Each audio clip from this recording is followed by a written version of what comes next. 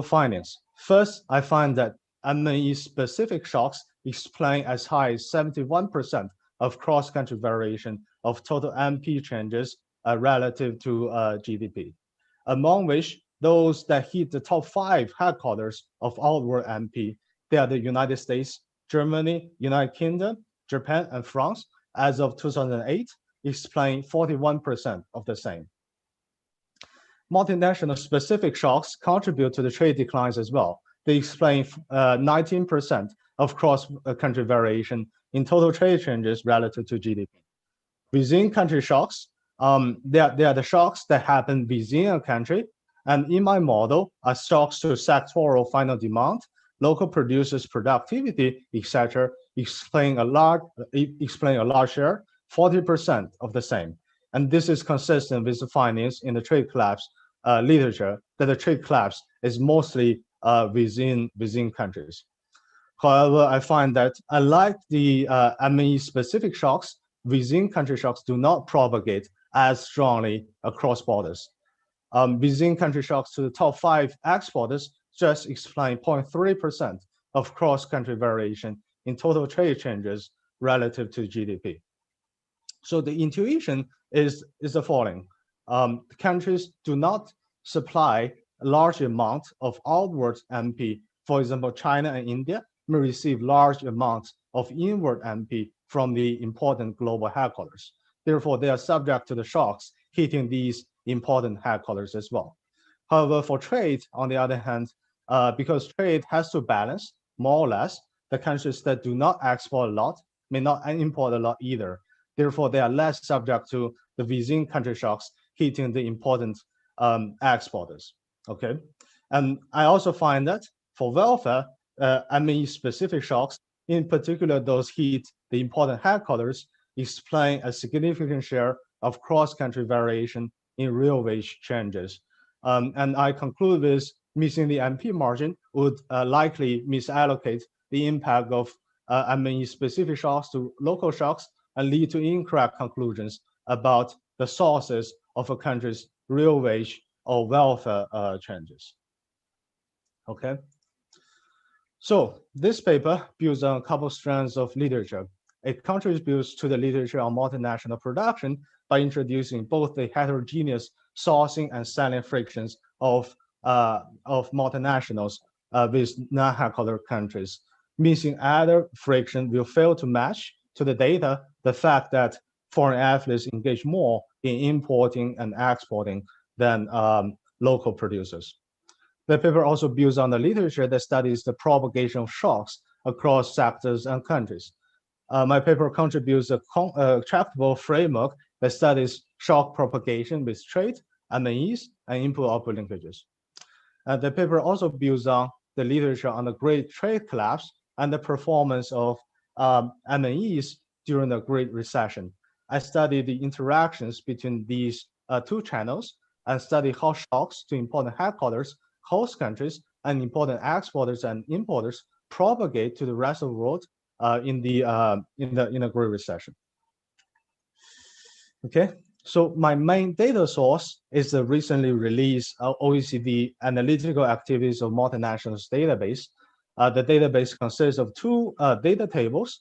The first data table covers the headquarter host country specific multinational bilateral gross output for 59 countries plus the rest of the world for 34 sectors. The second data table splits bilateral trade for the same set of countries and sectors by whether the buyer and the seller is local producers or foreign athletes. A caveat is that we do not know from the database the exact headquarter of the buyer and seller if they are, foreign athletes. I'll talk later about the method I use to back out the trade by foreign athletes of a specific headquarter. And I get the origin destination specific bilateral variables, for example, distance, common language, etc., from the Gravity database. And in the end, I get population and real GDP data from United Nations. So this is, this is almost the end of the introduction. So feel free to let me know if there are any questions. I'm not very good at looking at the chat box to to respond to the questions along my talk. So feel free to interrupt and let me know if there are questions. Thanks. So Harry, I have a question. I don't Go ahead, know Stefania. at all. Hi, everybody. It's great to see everybody. Hi. So in the multinational output data, do you see where that output goes? So I mean that was the caveat I mentioned earlier. So like what OECD data does essentially is to split like the inter-country input output data by whether or not the headquarter by whether or not the buyer and seller is foreign athletes or local producers. So we know Okay. the I missed that. aggregate Sorry. like we know the aggregate sales by foreign athletes, for example, in China to the United States. But from that data alone, we don't know the sales by Japanese enterprise in China to the United States. So I just was up front. I wasn't quite sure why I would think that multinationals should respond differently to the shock, which is the Great Recession. Can you help me? I mean, in some sense, like some people have made a big deal out of like this is a financial shock, and so if firms have easy access to credit, they should have less of an effect. I kind of don't. If firms are more intensive in particular industries, they should be more exposed. But what is it special? What's special about the multinational that's going to lead to like a different response? Is it just because they're big, or yeah? So like I would say that they are hit by different set of shocks from domestic to domestic or local producers. And there's the transmission mechanism from the headquarter to host country.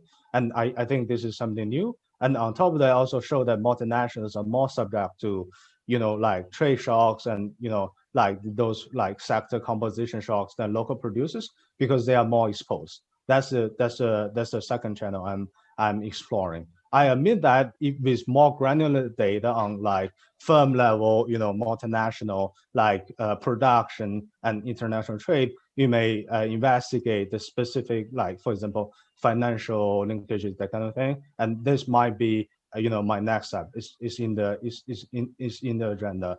It might be hard to explore like what are the roles of financial linkages or the microeconomic channels with these aggregate database. Okay. Thanks.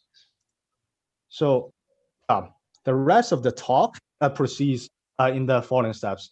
First, I discuss a few multinational production facts in the cross-section and during the Great Recession real quick.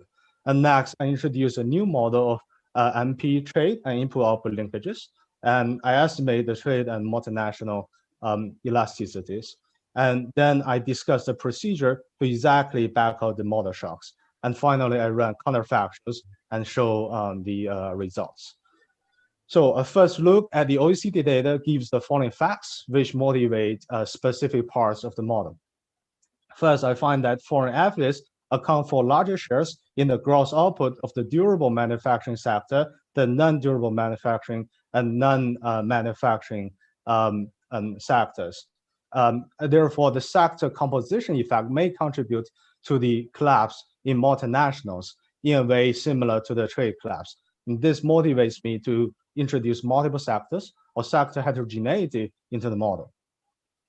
I also find that foreign athletes account for significantly larger share in the host economy's import and export than their shares in gross output. To explain this, I introduce multinational specific sourcing and selling frictions with non-headquarter countries.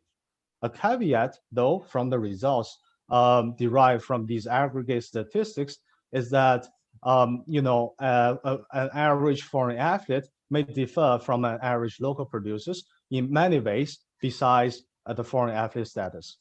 Additionally, the exact headquarter country may affect where the foreign athlete source from and sell to as well. So to handle these problems, I complement the analysis with the Chinese firm level data and follow the strategy of Wang 2019 to confirm these channels. So that paper finds conditional on observed firm characteristics, foreign athletes are more likely to export and export more, and in particular back to their headquarters and the countries that are close to their headquarters. So I established two mirror facts for importing. I find that conditional on firm employment, capital, intermediate input, and TFP, foreign athletes are more likely to import and import more, and particularly from their headquarters and the countries close to their headquarters. So with both evidence and these analysis confirm that on top of the Euro international trade costs, multinationals face additional barriers sourcing from and selling to non-headquarter countries. So for the collapse in multinational production of foreign athlete sales in the Great Recession, here I plot the MP collapse in terms of countries' changes in the ratio of total MP to GDP against the trade collapse in terms of changes in total trade, changes in the ratio of total trade relative to GDP. The MP and trade collapse in terms of total MP and total trade are positively correlated. Trade by foreign athletes may drive the positive correlation because it shows up in both the aggregate statistics of total trade and total MP. And this also suggests that shocks to foreign athletes, for example, to foreign athletes' productivity relative to local producers, may contribute to the decline in trade as well. On the other hand, shocks to trade may contribute to the decline in MP. And I will quantitatively evaluate these hypotheses in later sections. It's also straightforward from the figure that while the trade collapse is global, every country has a decline in trade relative to GDP. The MP collapse is actually more heterogeneous. It's restricted to a smaller set of countries. The trade collapse literature finds that the global decline in trade is mainly caused by a decline in demand for durable manufacturing sector, which is possibly related to the decline in the investment efficiency or like a short of trade credit associated with the financial crisis. Similar to trade, MP is also more intensive as I showed in the durable manufacturing sector. Therefore, the sector final demand shocks are unlikely the main drivers for the MP collapse. Otherwise, the MP collapse would have been common across countries, just like the decline in trade. Okay, so without further ado, let's move to the model. The global economy consists of M countries and capital S sectors. Any country M or headquarters technology is producing in any host country N of the world. In the case that M's technology is producing in M, it is called local producers. Otherwise, if a country's technology is producing in another country, it's called foreign athletes. So agents in this economy are workers and producers or multinationals. And input to production are labor and composite goods from all sectors. And following the trade collapse literature and the papers that study shock propagation with M&Es, I assume all markets here are competitive. There are two types of goods in the economy, the tradable output in blue and the non-tradable composite goods in red. The composite goods are used as both input and consumption goods. M&Es produce tradable output with constant return to scale Cobb-Douglas technology. In the subscript, flows are from right to left, and M&Es are defined by headquarters. There is headquarter M, host country N, sector S. And capital A denotes the multinational's TFP. And in the case that the multinational headquarter is the same as the production location, A is called the local productivity. And capital L denotes labor. Due to data limitation, I assume all multinationals producing in the same host economy N face the same wage, WN. And capital M denotes the quantity of sector S prime's composite goods used as input to produce sector S output. So overall, multinationals in the same host economy N differ with respect to their TFP, as well as the multinational specific composite goods price P that they face. Okay. So composite goods. Sorry. You probably knew this question was coming. So, again, in COVID, we've seen like that production fell a lot more than sales, and we know that most of what picks that up is inventory adjustments. So, how do I want to think about, like, your framework? I know doesn't have that. Is there something about like the time frame that you're looking at, because you're looking at annual data that you don't think you have to worry about it, or is it going to bias your results in a particular way by not having that mechanism? Yeah, definitely. This is a good point, and I'm sorry. Right now, my model does not have this mechanism, although it's definitely worth exploring. Thanks. It's a good point, and like. If I may move forward, the composite goods consists of the tradable output that MNE source from all countries and all multinationals.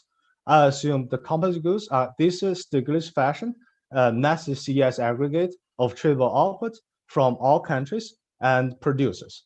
The outer nest is taken over all host country J's, and the inner nest is taken over all headquarters of multinational I's.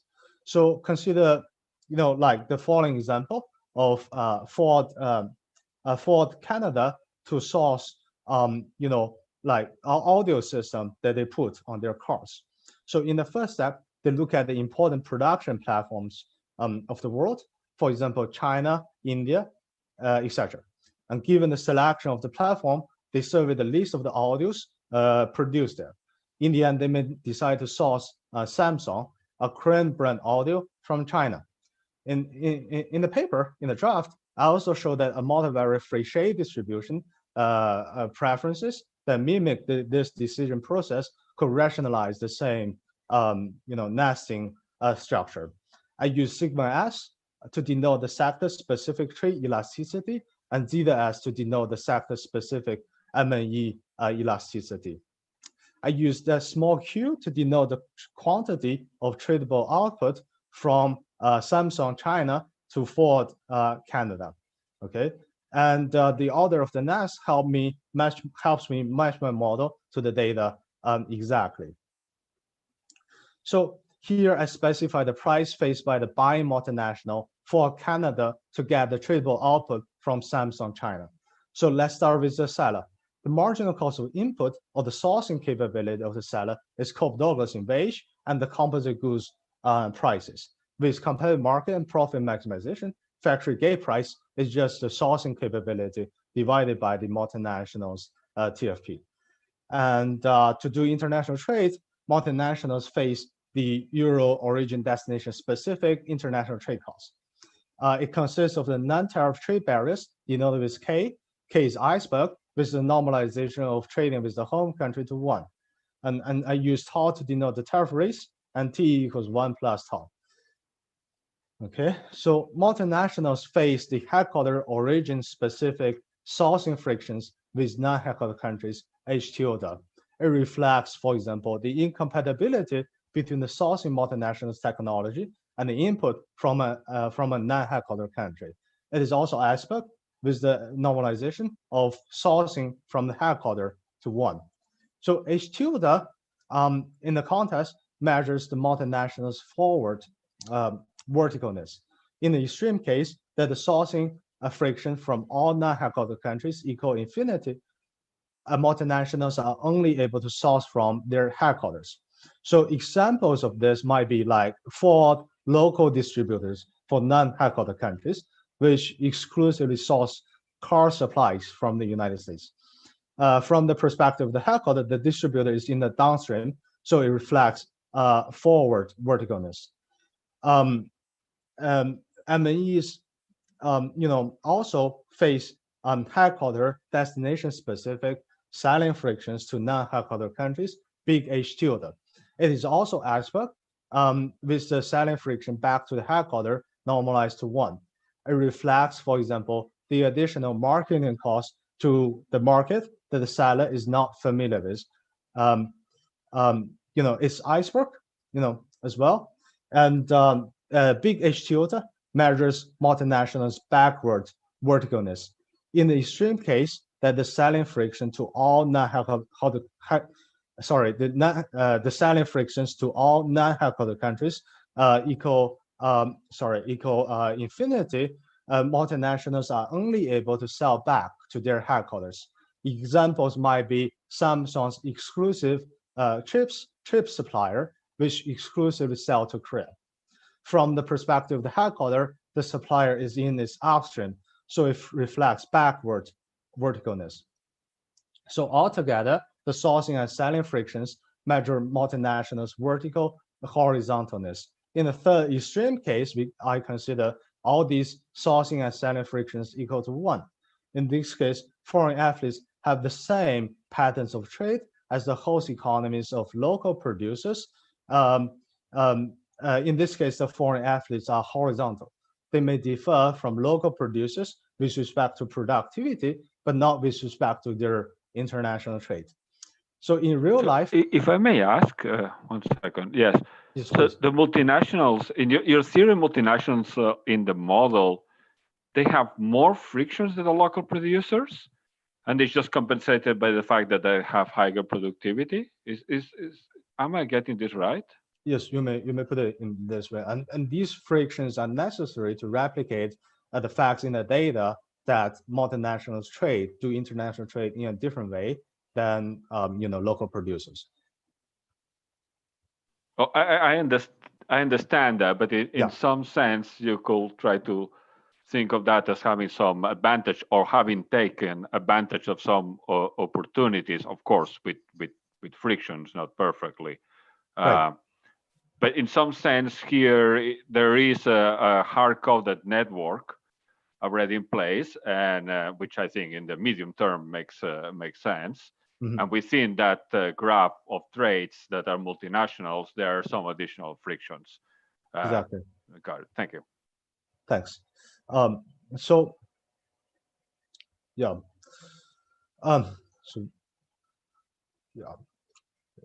So the cost, the cost function and the order of the mass implies two sets of market shares that would be critical for my analysis. First, let's look at the multinationals' output shares. In my example, they refer to the share of Samsung in China in the total tradable output or trade flow from China to Canada. They are the internet shares of the nested CS function. Okay, I define multinational selling efficiency by dual relabeling, taking the selling friction, multinational selling friction, to the power of 1 minus the multinational elasticity. And this will be the object to be exactly back out from the data following something like the value accounting approach, which I'll come to in a second. So the share of Samsung China in Chinese trade flows to Canada increases in the selling efficiency in its TFP, but decreases in its cost. The producer price index of Chinese goods to Canada is defined with the denominator. Note that this producer price index is origin destination specific, capturing the fact that multinationals hosted in the origin may differ with respect to their ability to sell to different headquarters. Again, coming back to the knife edge cases before, if Samsung is completely inefficient at selling to Canada, it will account for 0 share in Chinese trade flows to Canada. And if Samsung is equally efficient at selling to any destination, it will account for the same share in Chinese outward trade flow to any destination, as well as Chinese domestic sales. Okay, so I back out the multinationals' selling efficiency with the following data from the OECD database. They are the headquarter host country specific multinational gross output, the origin destination specific aggregate trade, as well as local producers' output share in origin specific bilateral trade. I have to take this non-trivial approach because the OECD data is not informative about the output shares of arbitrary headquarter country I. Rather, it makes the two-way split between the output shares of local and all foreign producers. Knowing the local producers' output share would be sufficient to know the output shares of foreign athletes. So I only list the local producers' output share here. So the procedure takes advantage of the relationship between the multinationals' gross output and international trade. The gross output by multinational from country I in country J equals the host country J's outward sales to all destinations multiplied by I's share in the trade flow. We don't know the upper shares of arbitrary multinational, so we divide and multiply it with the upper shares of local producers, which is something we know. And if we plug in the formula for upper shares, we get a system of nonlinear equations with data and levels of the multinational selling efficiency as the only unknowns. And the system is M squared dimensional, where M is the number of countries. We solve the system sector by sector, which gives us the levels of multinationals selling efficiencies. Okay, so now let's turn to another set of shares, the multinational sourcing shares. Using the early example, they refer to the expenditure by Ford Canada on the tradable output from China. They are the alternate shares of the nested CS formula. And similarly, I define the sourcing efficiency of American multinationals from China by taking the sourcing friction to the power of 1 minus the trade elasticity. And this is the object to be exactly back out from the data. The multinationals sourcing shares increases in the sourcing efficiency and decreases in the origin destination bilateral trade cost and the producer price indices. And the denominator defines the composite goods price of the sourcing multinational, in my example, Ford Canada. Okay, again, consider the extreme cases. If multinationals from the United States are completely inefficient at sourcing from China, the multinational sourcing shares on China will equal 0. And if all multinationals hosted by Canada are equally good at sourcing from China, all multinationals hosted in Canada will have the same sourcing shares from China. And similarly, I back out the sourcing efficiency exactly with the OECD data on the expenditure of multinationals on calculated host country specific composite goods, the composite goods expenditure. And the data for the origin destination specific aggregate trade, as well as the sourcing shares of local producers. The procedure takes advantage of the relationship between the international trade and multinational expenditure of composite goods. The trade flow from country J to country N equals the expenditure of all multinationals hosted in country N multiplied by their sourcing shares on the origin country J, right? Adjusted with the tariffs. We don't know the sourcing shares of arbitrary multinationals, so we divide and multiply it with the sourcing share by local producers, which is something we know. And if you plug in the equations for the sourcing shares, we get a system of nonlinear equations with data and levels of multinationals sourcing efficiencies as the only unknowns. And the system is M squared dimensional, and we solve it sector by sector for the levels of the sourcing efficiency, for the levels of the multinationals sourcing efficiency. Okay. And to close the model, I assume household utility is CS over sectoral final consumption with delta the elasticity of substitution and alphas the final demand shifters. And following Caliano et al., I set the final demand elasticity to 4. I assume composite goods used by local producers are also consumed. The market clearing condition for labor and composite goods are standard, and I'm not going to discuss them here for the sake of time. So I introduced a new method to estimate the elasticity of substitution for trade and multinational production. First, let's start with country N's local producers sourcing share from J. So variables in green are known variables at this stage, including left-hand side variables, the sourcing efficiency, as well as tariffs on the right-hand side. And the producer price index is not unknown though. However, we may manipulate J's local producers output share in the trade flow from J to N to write the producer price index as a function of a couple of things, include the factory gate price, I label it with BJ, as well as the adjusted output shares, defined as the output shares divided by the selling efficiency.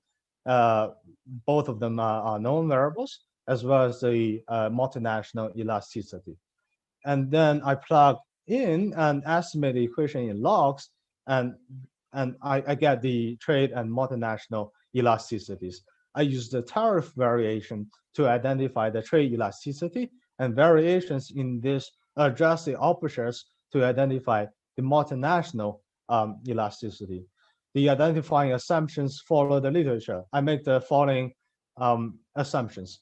I control for the non-tariff barriers, K, with the distance, common language, contiguity, and trade agreement. I assume tariffs are exogenous to the uncontrolled component in the non-tariff barriers. Okay, and the adjusted operators C are obviously endogenous, and I instrument them with upstream, downstream, and on-sector tariffs imposed in the opposite direction of the trade flow by country J on country N. The relevance of the instrument is given by that tariffs shift the cost of origin countries' local producers and foreign affiliates differently, because foreign affiliates, in particular those headquartered in country N, are more exposed to these tariffs. This leads to variations in operators. So here are my estimation results. A couple findings. First, the trade elasticities are larger than the multinational elasticities for all sectors. This indicates that it's easier to substitute between sourcing origins than to substitute between technologies. On top of that, I also find that the durable manufacturing sector has larger elasticities than other sectors. This shows that the durable manufacturing sector is more tradable than others. Okay, and next I back out the non-tariff barriers K and multinationals' relative productivity to the host country's local producers with model inversion. I back out the non-tariff barriers using approach similar to the construction of high-risk index, and I write the levels of them as a function of known variables. And with multinational sourcing efficiency and the trade elasticity, and manipulate the sourcing shares by local producers and foreign affiliates to get foreign affiliates composite goods price relative to the local producers. And this gives the relative sourcing capability, that theta, with the Cope-Douglas assumption. And with the multinational selling efficiency and the multinational and the MAE elasticity, and manipulate the output share to get multinationals output, the multinationals factory gate price relative to local producers. And taking the ratio of the prior two equations, I get multinationals productivity relative to local producers in terms of levels. With this approach, we get the levels of most frictions we are interested in. And now let's move on to talk about the procedure to back out other frictions in terms of changes. Okay, and with regard to model shocks, I denote a variable with x prime in 2009 if the same variable is denoted with x in 2008. I use x hat to denote changes or shocks. Okay, and as we already know their levels, shocks to multinational sourcing and selling efficiencies, relative productivity, and non-tariff barriers, non-tariff trade barriers are immediately available. Okay, I developed a new method to back out the local productivity shocks with country sector level real GDP data and multinational gross output data. Applying the double deflation method for real GDP growth and consistent with the result in Houghton, Bakian-Fari et al., Bakian-Fari, etc., I find that the real GDP growth for a country sector pair is contributed by the productivity growth in all multinationals producing in the country sector pair, as well as the employment growth in that country sector pair. And the weights are the Dormer weights, which equal the multinationals gross output divided by the nominal GDP of the country sector pair. And if I invert the equation, I get the local productivity growth by taking out the contributions by foreign affiliates relative productivity growth to by taking out the contributions of multinationals' relative productivity shocks and employment changes from real GDP growth. So to confirm the external validity of my approach, I first show that multinationals' relative productivity shocks decline more with the distance between the headquarters and the host countries. However, they decline less with the pre-recession trade and financial investment linkages between the headquarters and the host countries. The latter result is consistent with the findings in Alfaro and Chen. The financial investment linkages in my regression are measured with the country bilateral portfolio investment data in 2007. And the relations between shocks to M&E sourcing and selling efficiencies and the pre-recession bilateral variables between headquarters and origin and destinations have the same sign, but they are in general weaker. I report them in the paper. It is definitely worth exploring the factors that contribute to the shocks of sourcing and selling efficiencies, as well as the multinationals' relative productivity to local producers with more granular, possibly like firm level data, as George suggested earlier. Okay, and consistent with the trade collapse literature, I find that the durable manufacturing sector's final demand shocks decline more on average across countries relative to other sectors. This is consistent with the trade collapse literature, as we all know about. And I also find that the durable manufacturing sector's local productivity shocks do not decline more than the average country. For an average country than other sectors. Harry, I have a question. Hi, sure. This is Rock. Do you have data for other years, less eventful years? I'm curious how your shocks look like in quote unquote normal years. There will be obviously some variation every year, right. But it first can provide a benchmark to which compare the trade collapse to. And second, it's also a kind of a check on the model, as some of those frictions should not be moving a lot year to year. Exactly. This is definitely a great point. Although I haven't had them in the paper, but from my preliminary exploration, the fact that the M&E specific shocks explain a major share of cross-country variations in terms of total MP relative to GDP only happens during the Great Recession. In other years, multinationals perform in a similar way to international trade. I haven't had the results in the presentation yet, but I think this is definitely the way to go. And thanks for making the suggestion for me. Thanks. Okay. Here is a slide of summary. I classified the model shocks into 3 groups. I will study the impact of individual groups of shocks on the collapse of trade or multinational production.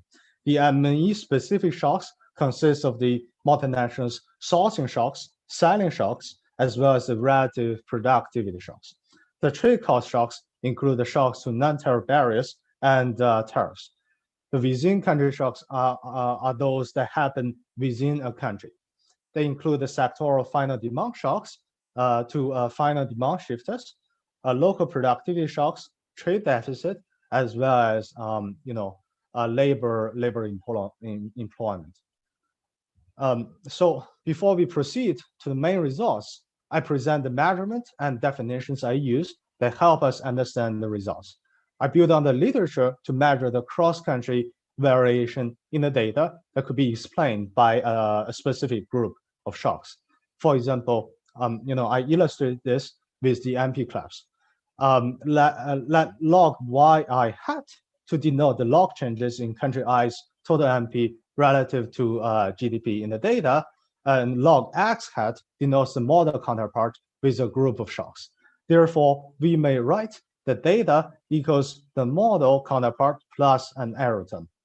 The fraction of cross-country variation in the MP collapse explain the shock that could be explained by the shock then equals the covariance between the data and the model counterpart divided by the variance in the data.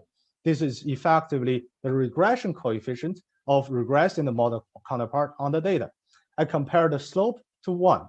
A slope of 1 means that the shock perfectly captures the cross-country variation in the data. This measure captures shock's explanatory power for the cross-country variation in the data and the shock's ability to propagate across borders. Furthermore, I introduced two definitions. I define multinationals' headquarter shocks to countries omega as those associated with the headquarter countries in omega. For example, U.S. headquarter shocks include U.S. multinationals' relative productivity to local producers in all host countries that U.S. foreign athletes are producing, and U.S. As well as the U.S. headquarter multinationals sourcing and selling efficiencies with all non-headquarter, non-U.S. countries. And similarly, the ME host economy shocks to countries in omega prime are those associated with the host countries in omega prime. Okay, and so here I report the results. The left panel reports the fraction of cross-country variation of changes in the column variable explained by the rho shock. And the right panel reports the percentage change in world aggregate of the column variable explained by the rho shock. For example, the highlighted cell say that multinational specific shocks explain 71% of cross-country variation of changes of total MP collapse relative to GDP and reduce world aggregate MP by 5.7% relative to GDP. On the other hand, the within country shocks explain 40% of cross-country variation in changes of total trade relative to GDP and reduce world total trade by 7% relative to world GDP. And these results show that ME-specific shocks explain most of the MP collapse. And consistent with the literature, I also find the within country shocks explain most of the trade collapse. Okay, and the decline in trade and MP are related. Trade shocks and within country shocks explain 12% and 7% of cross-country variation in total MP changes in relative to GDP. And more importantly, they lead to aggregate declines of total MP relative to GDP by 3.9% or 35.5% of baseline and 5.2% or 47.3% of the baseline. Okay, and Harry, I just want to let you know you've got about 10 minutes left. Oh, okay, great, thanks. Just a quick question. So I was trying to remember a paper by Sam and Jonathan and Brent and John. So you have a model that's a little bit richer than their model. Where do your shocks show up differently than in their accounting? So like they are basically omitting the multinational specific shocks, and they are looking at the trade collapse exclusively. So yeah, I'm trying to figure out if they load on productivity or if they load on trade or where they, right.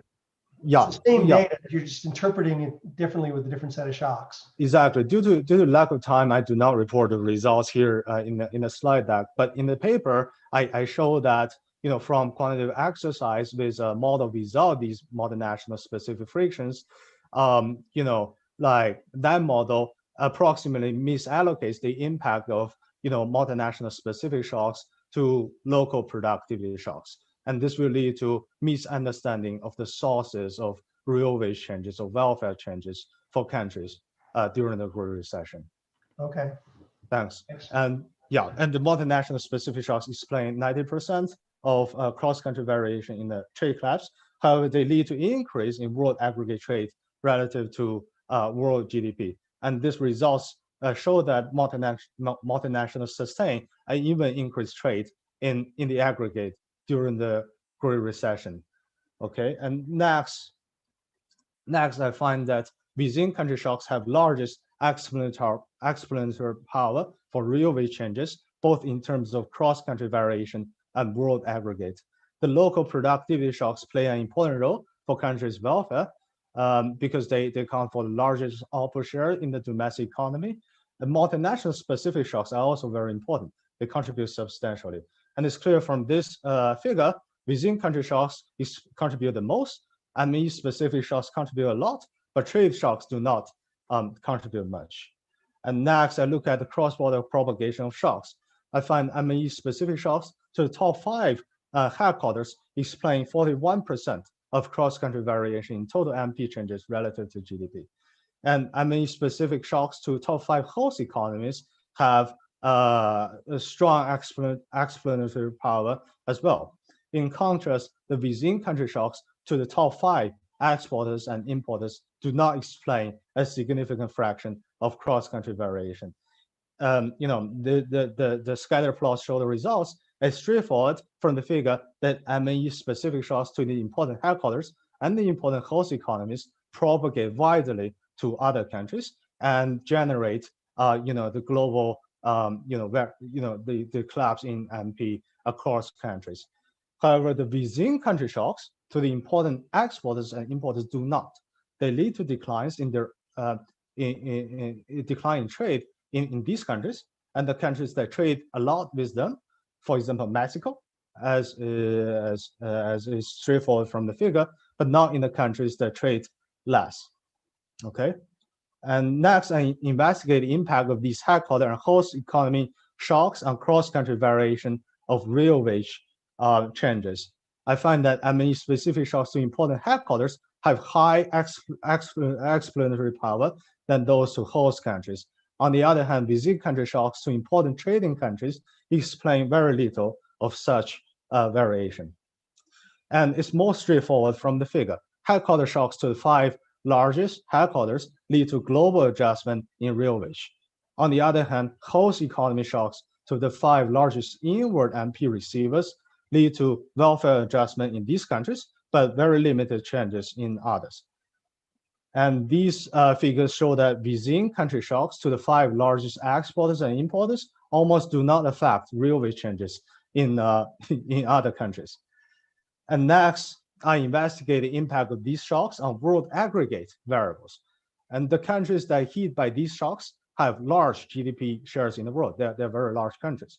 Therefore, unsurprisingly, both multinational specific shocks to important headquarters and host economies, as well as within country shocks to important trading countries, contribute significantly to world aggregate MP and trade decline relative to world GDP.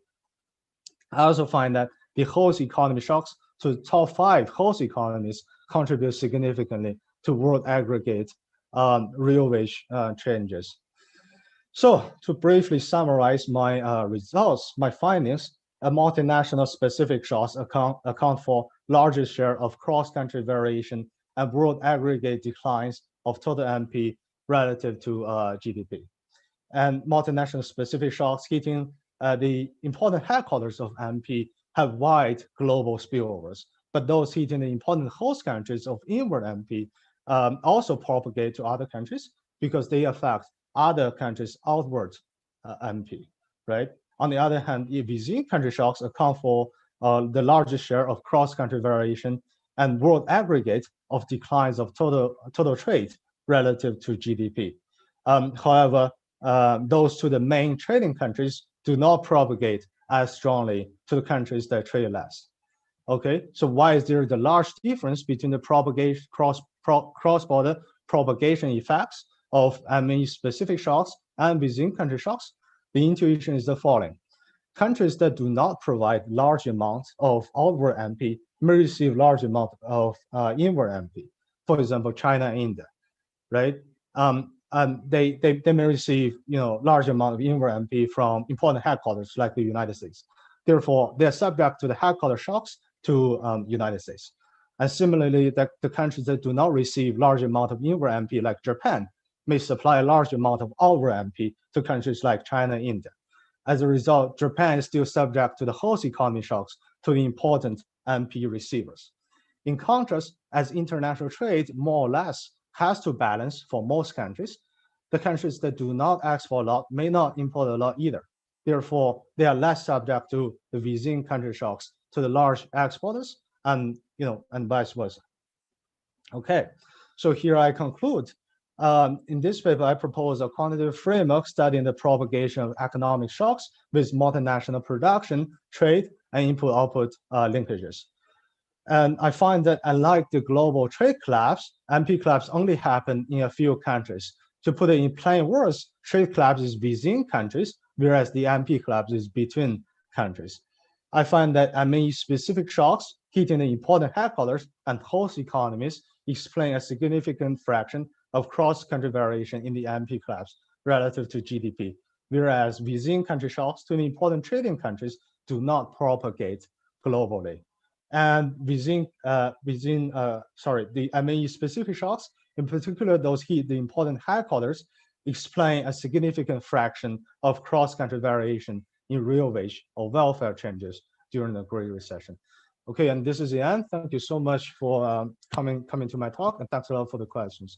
And feel free to let me know if there are additional questions, because I have like 3 or 8 more minutes.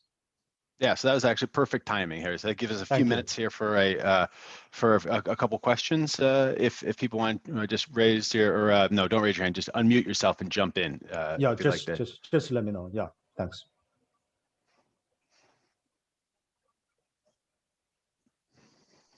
So since Kim asked, I'll offer a question. So these models, this is very interesting. Is there any way of kind of interpreting where these shocks come from? I mean, in some sense, the model's a little bit abstract, and there's some features that might be missing from it. And you're finding that these multinational shocks are kind of big. Are they really related to policy, where governments were being pretty tough on the firms, or something about the way the multinationals operate? Is there anything we can kind of tease out from these? From what your findings are? Does it point us to something? Right. I think this is a great question. It actually relates to the literature on the Great Recession, like what sort of variables could explain the cross-country differences in the magnitude of the Great Recession on their output. And what I did following that literature is to regress the variations in the shocks. I studied multinationals' relative productive shocks as well as the sourcing and selling shocks on the pre-recession economic variables. They include the bilateral investment between headquarters and the host economy, as well as bilateral trade and distance. I find significant results for the multinational relative productivity shock. This seems to suggest that enhancing bilateral investment may reduce the negative impact of the Great Recession on the multinational relative productivity shocks during the Great Recession, and to enhance bilateral trade may help the same purpose as well. Although this is a macroeconomic model with a value accounting approach, it's definitely worth exploring this with more granular firm level data. And in terms of policy implication, I also speak to, like, for example, welfare changes. And this framework provides a accounting framework that correctly account for the sources of real wage changes. And this may motivate policy as well, although I do not run direct policy counterfactuals. So can I follow up on that a little bit? So that, if I recall, this is a blur, it was a long time ago, there were lots of theories about what was going on in trade and during the recession. Does your model help us rule out any of those theories? Like, does it, by changing the weight of how important trade is versus multinational production, does it help us better understand any of those theories that were kicking around back then? Right. If I compare my results with the trade collapse literature, finding is that it seems based on my understanding that they overly account for the impact of within country shocks on the trade collapse because they don't have the multinational production channel. For example, for Eaton et al., they find that 60 to 80% of the cross-country variation in the decline in trade is attributed to the within country shocks, whereas I show that only 40% is related to the within country shocks with the new multinational production channel. I think this is definitely a good question to compare my results to the literature. and like due to the data limitation, and this is the only like contrast I could make. Okay. But like this is a good way to go. Thanks. Yeah, I think that would be, I mean, not that you want to go on the job market telling Jonathan and Sam that they were wrong about stuff, but it would be nice, yeah, to give us a little more of, because these accounting exercises are always very useful in the sense of helping us understand where we should be digging in deeper. And so it's, you know, certainly understanding that maybe multinational production is someplace we should be looking more at is, I think, an interesting finding, and probably, yeah. Right. Probably worth pushing even harder on. Okay. Right. Thanks. Just to follow up on that, I don't mind being found wrong. Oh my God. Progresses, but Alvarez has these results in her job market paper, and I think in another paper, about how much of the shock is of a multinational shock in a host country is correlated with the host, and how much is the home. You're doing something much more complex, but I kind of lost what's going on here with respect to that. Is there a multinational shock that's being passed on to all of the locations where the multinational is operating, or are they more subject to the local shocks? So like that's, I mean, like what I'm doing here is, you know, like using terms in the literature, the exact algebra. So I'm backing out these multinational shocks exactly from the data. Whereas what they do is to impose a structural form on the multinational's productivity as a function of the headquarters productivity and host economy's productivity and some bilateral frictions, and they run an estimation. So basically, like I'm doing a different approach from them, and I'm having a richer model in the sense that I include both the multinational and trade channels, and I study their interactions. On top of that, I find that the multinational specific shocks to important headquarters propagate strongly all over the world, whereas the within country shocks, important trade countries, do not propagate as strongly. So I would more say, like I would say that my contribution is more associated with the quantitative framework and the results I derive from it. I understand there are other papers that look at performance of multinationals in the Great Recession, and I benefit a lot from reading these papers. But I think I contribute like these new results on top of theirs. Okay, great, Harry. Well, thank you very much. If you'll go ahead and share your screen, we'll get Armin set up. Good. Okay. Perfect. So Armin, go ahead and share your screen, and we're going to get going in about a minute here. Same rules apply. Just break in with questions. I think that worked out really well, Harry, leaving yourself kind of 5 minutes for a little extra follow-up too. So Armin, it's your time. You can spend it however you would like. And we'll get started in just a minute here. Right. Slides look good. Should I finish at 5:55? So you have an hour, and so yeah, if you wanted to finish, so you would finish at 5 after, and so if you want to finish at 5 instead, then and leave yourself an extra 5 minutes for more discussion, that's up to you. Sounds good. I'll try to do that. Okay, great. And so I don't want to rob you of any of your time. So if anybody's joining us late, just remember that if you have a question, just unmute yourself and jump in, and we'll kind of handle this just like a regular seminar. Okay, Armin, go ahead. Okay, so first off, thank you so much for providing us such great seminars every week, and also for including me in the program. I'm very excited to be here. This is my job market paper. It's joint with Shafat, who's my former classmate now at the World Bank. And the research is on inventories, input costs, and productivity gains from trade organizations. And I want to say that Shafat is in the chat. You can ask there, but you can also just interrupt me as Kim was saying. Okay, so really at the heart of this research project lies the observation that firms that engage in international trade face a series of costs that are difficult to measure.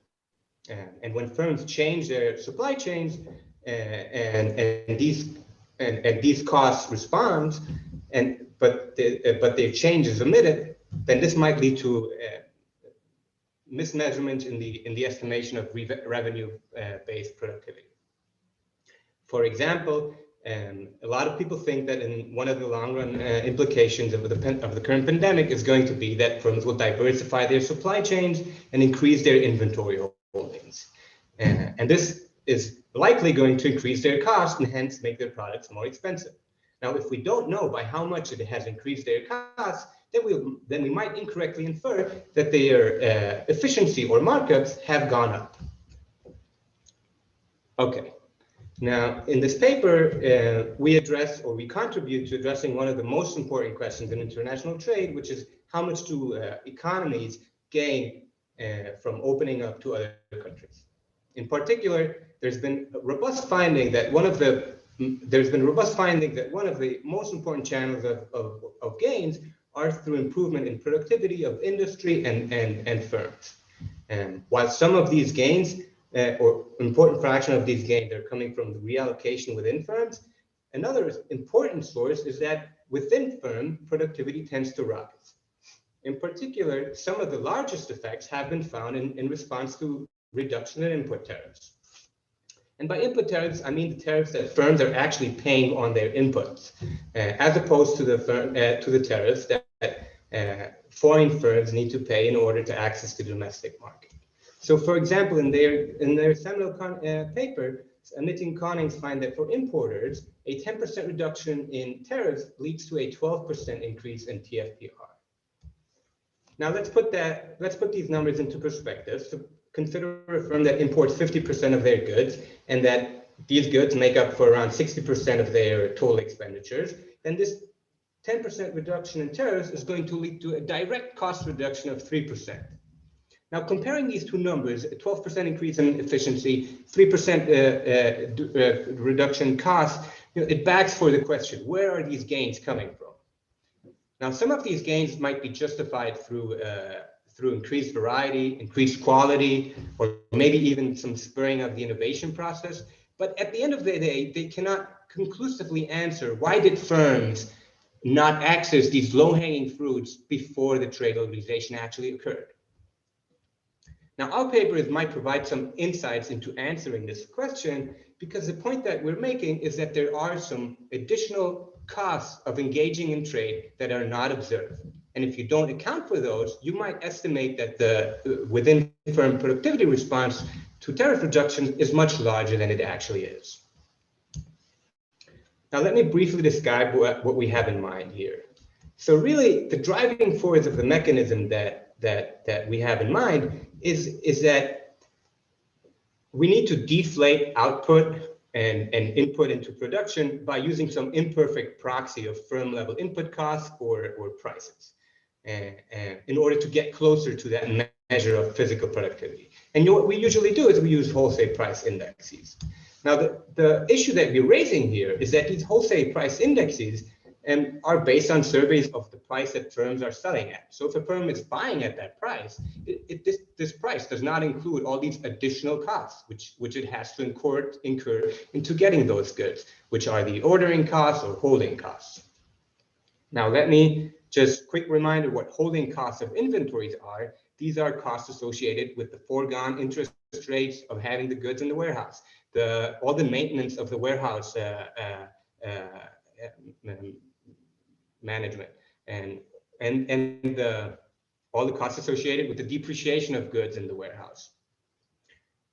And the point here is that these costs are much more important when it comes to sourcing goods internationally. And this is because goods that are sourced internationally tend to stay 2 to 3 times more time in the warehouse than those that are sourced domestically. Another way to say that is that firms order foreign goods more infrequently and in bigger sizes relative to those they source domestically. And this is just because of the nature of trade, which basically means that the ordering costs are higher, there's more shipping lags, there might be more uncertainty. Now, when firms switch to those foreign goods, and we only take into account that their purchase prices have gone down, and we don't account for these additional costs going up, then we might mistakenly infer that either their markup or their efficiency has gone up in response to that switch foreign goods. Now, of course, the challenge here is that these costs are unobserved. However, Rock Armenter here. So are you able to suggest that if the input switching were to be from one foreign source to another foreign source, this will be a much lesser problem? So well, you made the case that the imports have a larger, say, insurance or warehouse expenses, but conditional on being an import from different sources, the variation may be actually much smaller. right. Am I right? Or yes, that's correct. I mean, the real distinction here that we're trying to make is domestic sourcing is very different from foreign sourcing, and there's going to be this premium associated, these additional costs from sourcing from abroad. What you usually observe is in the data, we usually don't observe the different sources that firms start buying from. We see, oh, their imports have gone up, the productivity has gone up, and it would be very interesting to see what happens in that case. I mean, of course, there is some heterogeneity. Of course, if I'm buying from Mexico, it's not the same as if I'm buying from China. So probably because China is more far away, I'm going to hold more inventories. So there might be some changes there too. But for the sake of this talk today, let's just keep it simple and think of domestic versus foreign. Thanks. I would like to know that actually, and it would be great to know in the data if we could look at something like that. Great. So yeah, so these costs might be unobserved, but they're very tightly linked to observables that we see in the data, which is the inventory usage and the input intensity of firms. Then we can use this information of these proxy variables and include them as a control function of the input cost in the TFPR estimation. And now, before I go into the grains of this, let me just show you why these costs are more important for firms that are more engaged in international trade. So this table takes data from Indian manufacturing firms from the Prowess survey that we will later use to estimate productivity. And here I'm classifying these firms according to their distribution of the import intensity.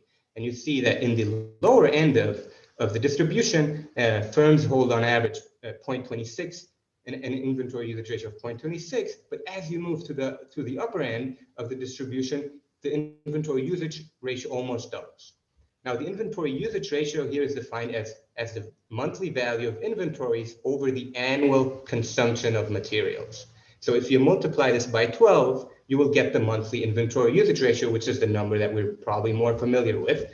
And multiplying this by 12, you see that this ranges between 3 and 6, which is relatively high if we compare it to what we are used to from the US, where this is between 1.5 and 3 maybe. Now, this is something that's been documented previously. In developing countries, inventory holdings tend to be much larger. Okay, so now how important is that for total cost of a firm? So let's just assume for simplicity that the annual value of the fraction of holding costs are around 40% of the value of inventories. And this is kind of in the ballpark of what people estimate to be. Usually in developing countries, these numbers are higher because interest rates tend to be larger, but let's just take that number. And then in order to assess how important they are for the firm over all its costs, we need to multiply that by the material expenditure share and the amount of time that inventories, that goods are staying in the warehouse. So this is the inventory usage ratio. So basically, we're going to multiply 40 times these inventory usage ratio times the material share. And not surprisingly, we find that for firms that don't hold a lot of inventories or hold it for less amount of time, these holding costs are much smaller than for firms that hold a lot of inventories. So the holding cost almost doubles. Now here, here I'm making a simple assumption of setting this equal to 40%. Arguably, these costs are heterogeneous. They might not be linear. In our estimation, we will not take a stand on the particular form of the holding costs. Okay, big question. How does that affect? Armin, real quick on that last comment you just made. They're heterogeneous, like across firms, or what do you? Is that, Yeah, because I was so- about to ask you about the selection in this table, that just there may be firms that, or there may be goods or industries or things where it's not that expensive to hold industries. It's like cement blocks. I can just leave them sitting outside. It's not that tough. Whereas if it's, I'm importing cabbage or lettuce or something like that, I got to keep it chilled. And even then, like my lettuce goes bad in my refrigerator after a couple of days. Like, what is that what you're going to do? Is that sort of the approach you're going to take? So the approach that so absolutely, you're right. Later on, I will show you more sophisticated econometric regression work where we're showing that the fact that we really require here is that as firms switch towards foreign sources, these inventories tend to go up, whatever sector. Now, how expensive how costly they are, that's something that we won't be able to pin down. Okay, sounds good. I'll wait for the econometrics. Okay, great. So in order to assess how important, yeah. One question. Do you know whether these are directly imported intermediate inputs by these firms, or these are just foreign inputs that they obtained possibly indirectly? So that's a great question. So this also allows me to talk about the sample that we're using. We're using a survey of firms by prowess, and these are big firms, and around 70% of them are actually importers, which is not what we would get in the census.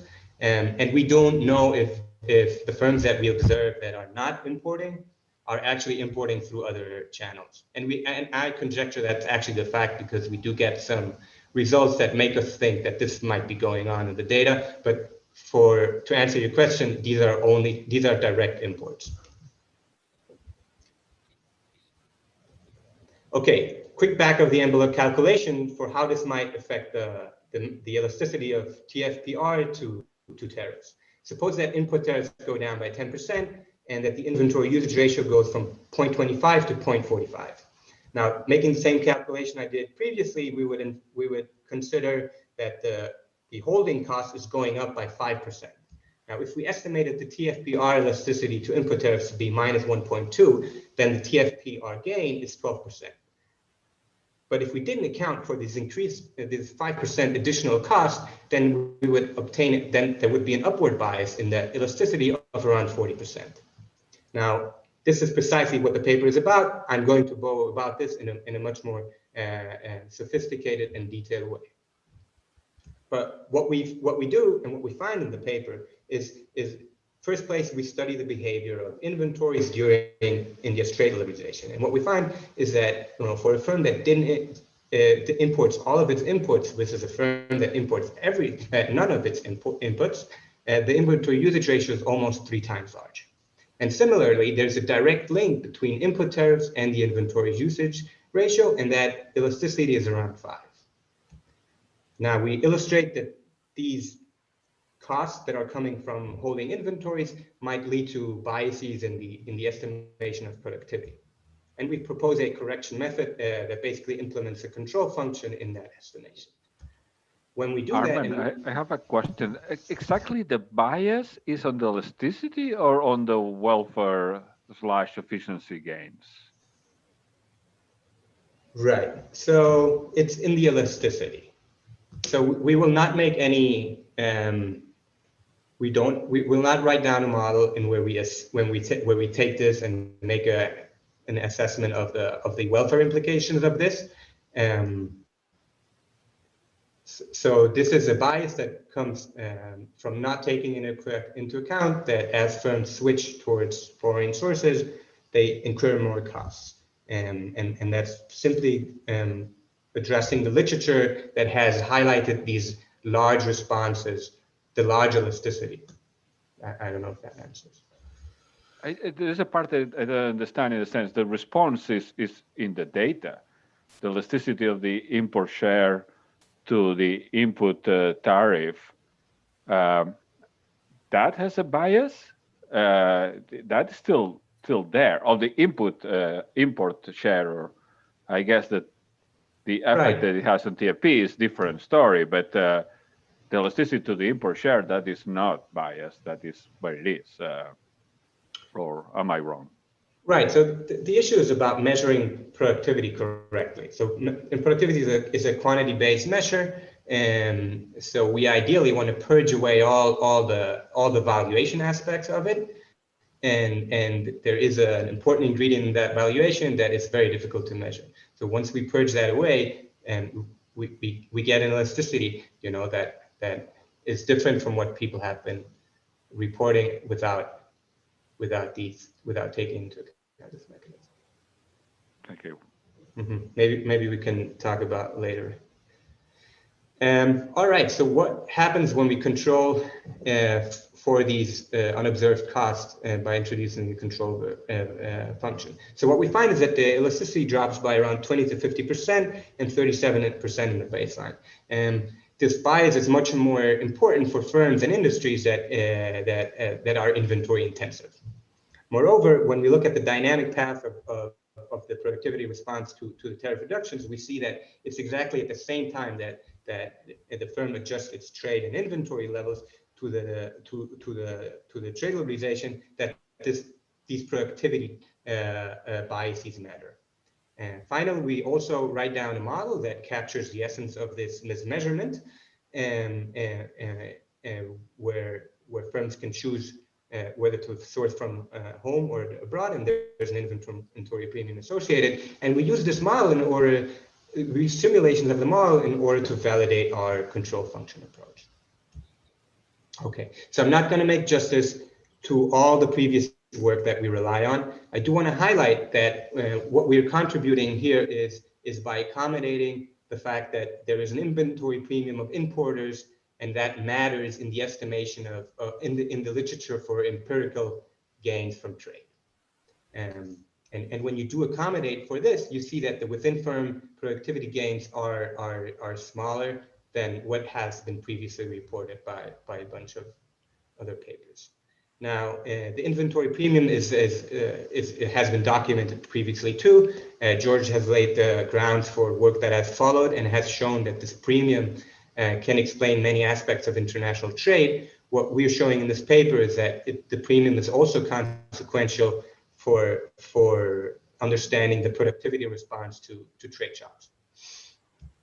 All right, so in the next 30 so minutes, I will try to talk about a model that captures these additional costs that we think are very important in international trade, and then I will show how to incorporate these costs into standard procedure of estimating productivity, and then we'll apply that and see that it's pretty relevant for the elasticity of productivity to tariffs.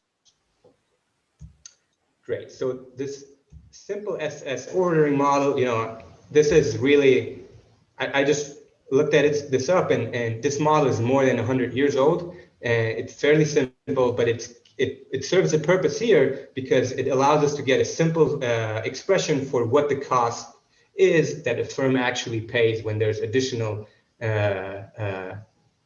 cost of purchasing a good.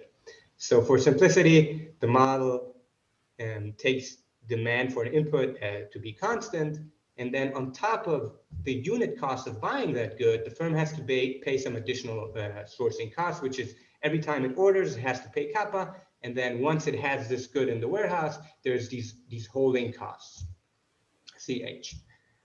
So it's trading off and not ordering too often so that it avoids paying kappa, but at the same time, if it doesn't order sufficient a lot of holding costs.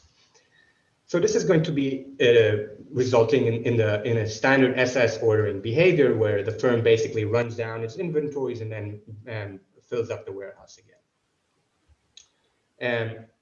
As I said earlier, we have a more complicated extended version of this, but this really captures the essence of what we have in mind, where the firm is ordering, running down inventories, ordering again. And what the nice thing about the model is it gives us it provides the average level of inventories, which is simply going to be this Z, which is the amount it orders every time, over 2. So as I said, we can use this model in order to write down an expression of the material cost. And for that purpose, we will distinguish 2 inputs whose demand is independent, a good that is called D for domestic and F for foreign. And we will also fix the amount it purchases from abroad to be constant and denoted by this NZ term. So the total cost that the firm is paying is going to be defined by the following components. So on the one hand, it's paying the unit cost of the domestic good times the quantity it's buying of the domestic good, and the same for the foreign good. So these are the variable costs of buying. Then there's the ordering cost, which is, as I said, this kappa, which is every time it orders, it has to pay this. Now, how often does it order? Well, the average amount of orders is going to be the total amount of purchase consumption of that good over the purchase quantity it does every time it orders. So this is just the average amount of orders times the cost of each order, and we have the same term for the foreign input. And then in addition to this, there's these holding costs, which is basically just the amount that it costs to hold these inventories times the average level of inventories held. Now, after some algebra, we get this expression, which for the average material cost, which is just the total cost divided by the total consumption, which is a weighted average of the unit cost. And this additional term here, which is, and this is really the departure of what the standard approach is to valuing material usage. And this includes here an expression that is multiplying the holding cost times the inventory usage ratio. Okay, once I convinced you that this is a... So hang on, hold on, Armin, real quick, just looking ahead. Sorry, I guess I should be able to see this from the cost function, but these goods, these two different inputs are substitutable for each other. They're in fixed proportions. I got a little lost about what these different inputs are supposed to be. So yeah, you should think of this as being Leontief. So their demands are sorry, these demands are independent. So yeah, we're not taking a stand here on how substitutable they are. I thought the story you were telling me, I thought the story we were talking about at the beginning was I switch from buying domestically to buying foreign, and that induces, is that still what's going to happen? So in the model that we write down later on, which I don't want to show you today, we have this mechanism where you're substituting towards that good. Here, all I want to show you is really that what I wanted to take away here is that the average material cost depends on these holding costs, and that they are a function of the inventory usage ratio. And this same is going to hold in a more complicated model that you're thinking of, but it doesn't give you this analytical solution. So just to follow on that, are you in the top equation, is anything being optimized over when we go to the bottom one? Yes, we're optimizing we're optimizing, excuse me, the Z. The Z, but the M is fixed. The M over Z is fixed. I'm just fixing this here for simplicity. And obviously in a more complicated model that Kim is thinking of, this is not fixed, and this depends on the substitution between the two goods. And the S now is part of that optimization. And now, exactly right, because in this model, the average inventory holding is equal to Z over 2. And this is just because the demand is constant and it's linearly depleted. Okay.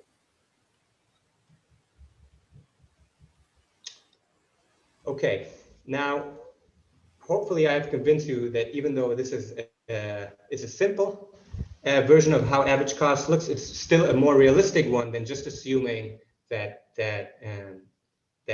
firms only pay the purchase price. And what we're saying here is that in addition to the purchase price, there's other additional costs. And now I want to show you how we can account for them when we estimate productivity.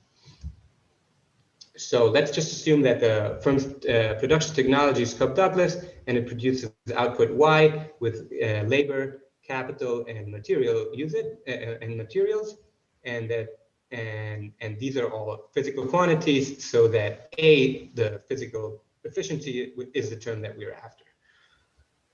Now, the point that we're making is that when a firm buys and using a deflator reflects only the buying price of a firm. So it only reflects so that its price, that when proxying its price with those wholesale price indexes, we're only taking into account the purchase price. But in fact, firms, when they set their prices, they do take into account these additional costs, so that the price that the firm sets is going to be some proportion of these purchase price and the additional costs that we're referring to with the EOQ model. So when we deflate revenues with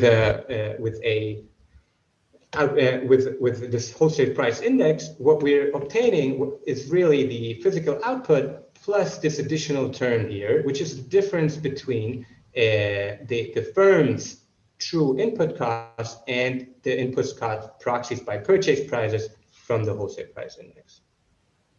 So when we estimate, I have a clarifying question here. When you were empirically, when you were doing the right-hand side, what do you exactly see in the data? Usually, when people do this, they use the reported intermediate expenditure and divided them by the so-called output deflator there, right? Right. The question is whether that measure already include what you want in terms of the the conceptual inventory cost or not. Are these reported or not? Right. So wholesale price indexes are ex-factory gate prices, and so they do not. Once the firm buys that good at this wholesale price index, that's when it starts. It does not include the cost that the firm incurred in buying it, the ordering costs, and it does not include that once it receives those goods and it's in the warehouse, it incurs those holding costs. So these are the two precise costs that are not included in the wholesale price index, because those are ex-factory gate prices. No, I'm not talking about denominator. I'm talking about the numerator. I'm totally on board with the denominator is problematic. But the question is, if you were thinking about the numerator, what were people were deflating towards? Does that include the inventory costs usually? And you mean what do you mean by the numerator? Because you are trying to get QIT, right? Right. Yeah. So your point is that the PIT, the typical use PJT is not accurate. We want to use CJT. Yeah. So I see what you're saying. But I've been wondering, So you have the numerator term there, but the question is whether your numerator indeed include the inventory cost or not. Yeah, this is a great point. So I would this is a data point that we don't have, and I would argue that it's natural that firms price include these costs in when they set their prices. So whatever structure of demand of competition you have in mind, I would say that this is going to go into the cost that they consider when they charge their prices. That's an assumption that we have to go with in going forward. All right, so once you consider that firms are actually pricing by taking that into account, this term here on the right-hand side pops up. And this is the omitted variable that we're trying to make the case that is very important. Because when you estimate using these deflated revenues, you will not obtain A. You will obtain the estimated residual is going to be the sum of the two, which is potentially going to lead to two biases. One is that this is a more trivial one, and the purchase prices might be different across firms. But then, really, the more interesting one and the more novel one that we're pointing to is that because these holding costs are non-zero, the heterogeneity in inventory management and in the inventory usage ratio also matters. And both of these sources of bias are very related to the firm's importing behavior and by extension to how they respond to input tariffs. Now, I just want to side note here that here we are taking the approach of including materials on the right-hand side. The same issue would remain if we considered value added in the TFPR estimation. Okay, so how do we work around this issue? So naturally, as I was saying, these are unobserved, But the EOQ model showed us that they are very much related to, one, the inventory usage ratio, and second, the import intensity of the firm. So what we can do is we can write down the same production function and proxy for the unobserved costs by using a polynomial expansion of these two variables. What's going to happen is that we'll have these additional parameters that we will need to delta, which we will need to identify. And I will be more specific about this. And as you've noticed throughout my talk, I've been abstracting from the distinction between physical efficiency and markups. And yeah.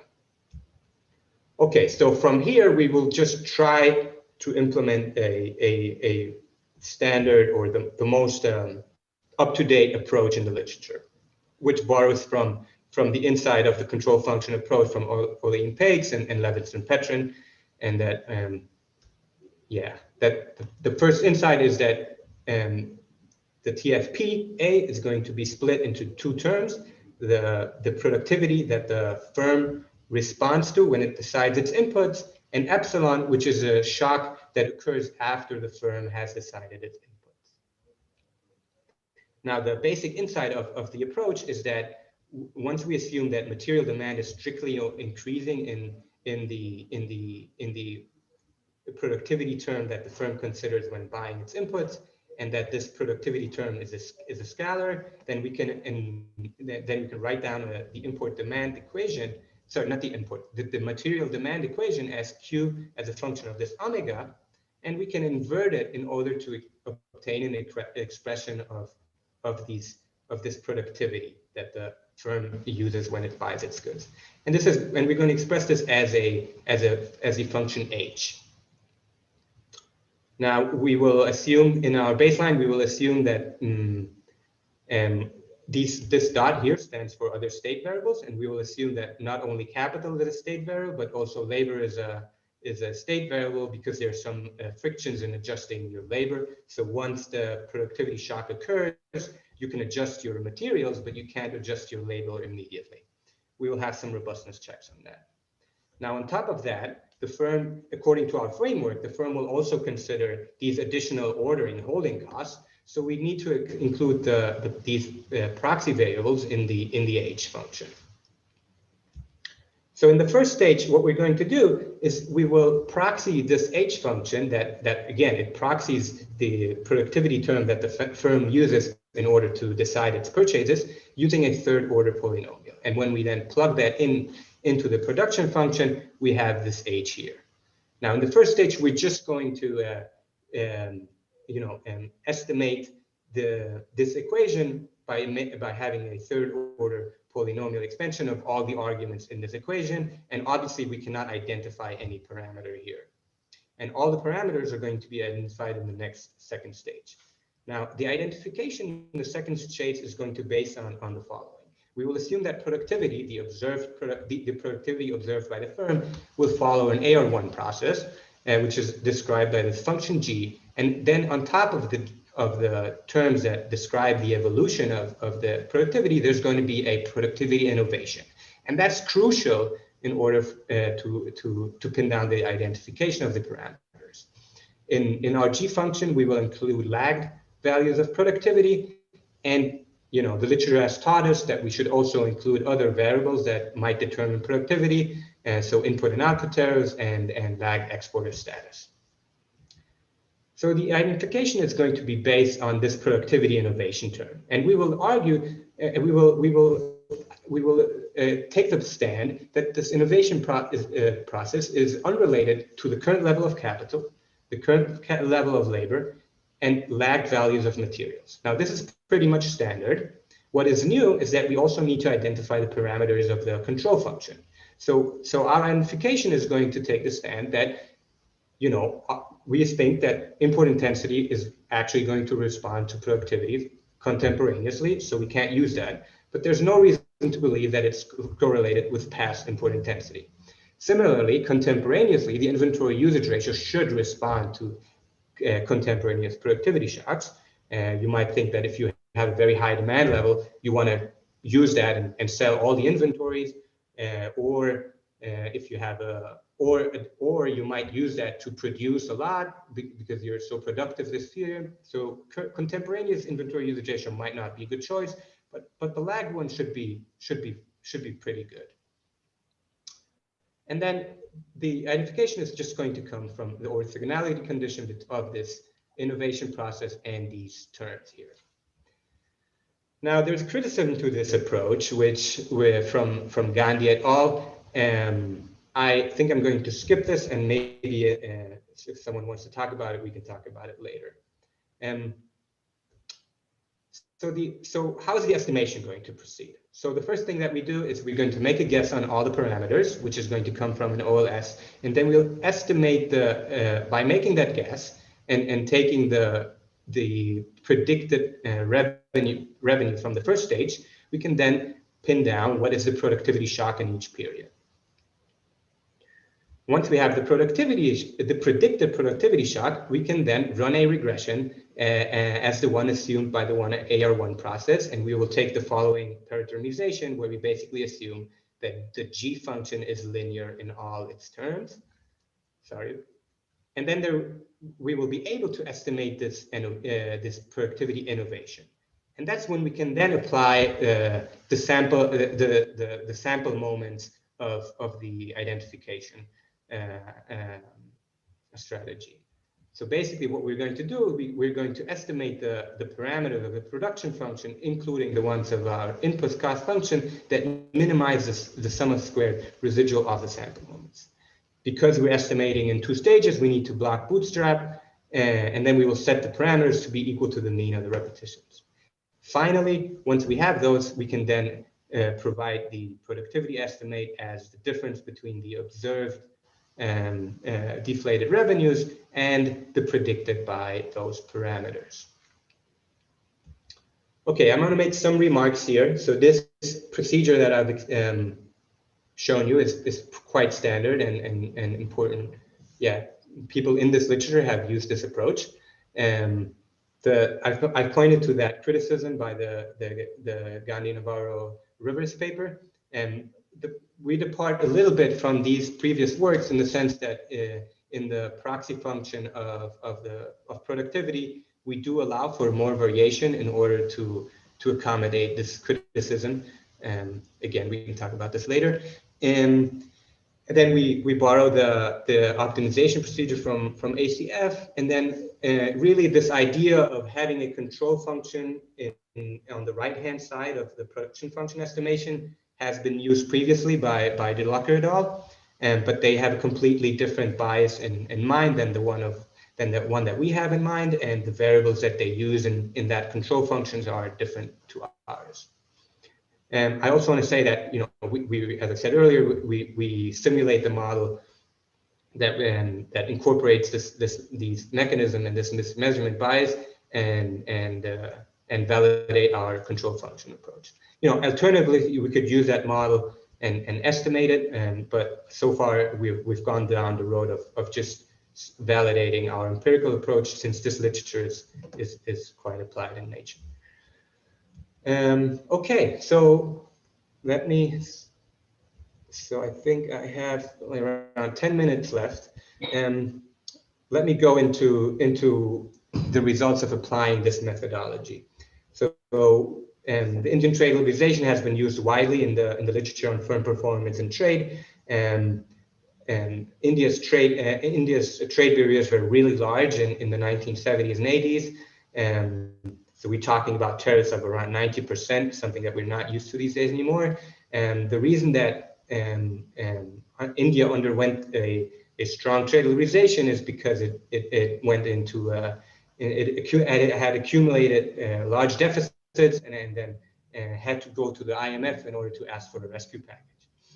And one of the conditions the IMF imposed was that, you know, you need to open your markets to foreign countries. So there was a drastic reduction in input and output in tariffs in general, in its mean, but also in the dispersion around it.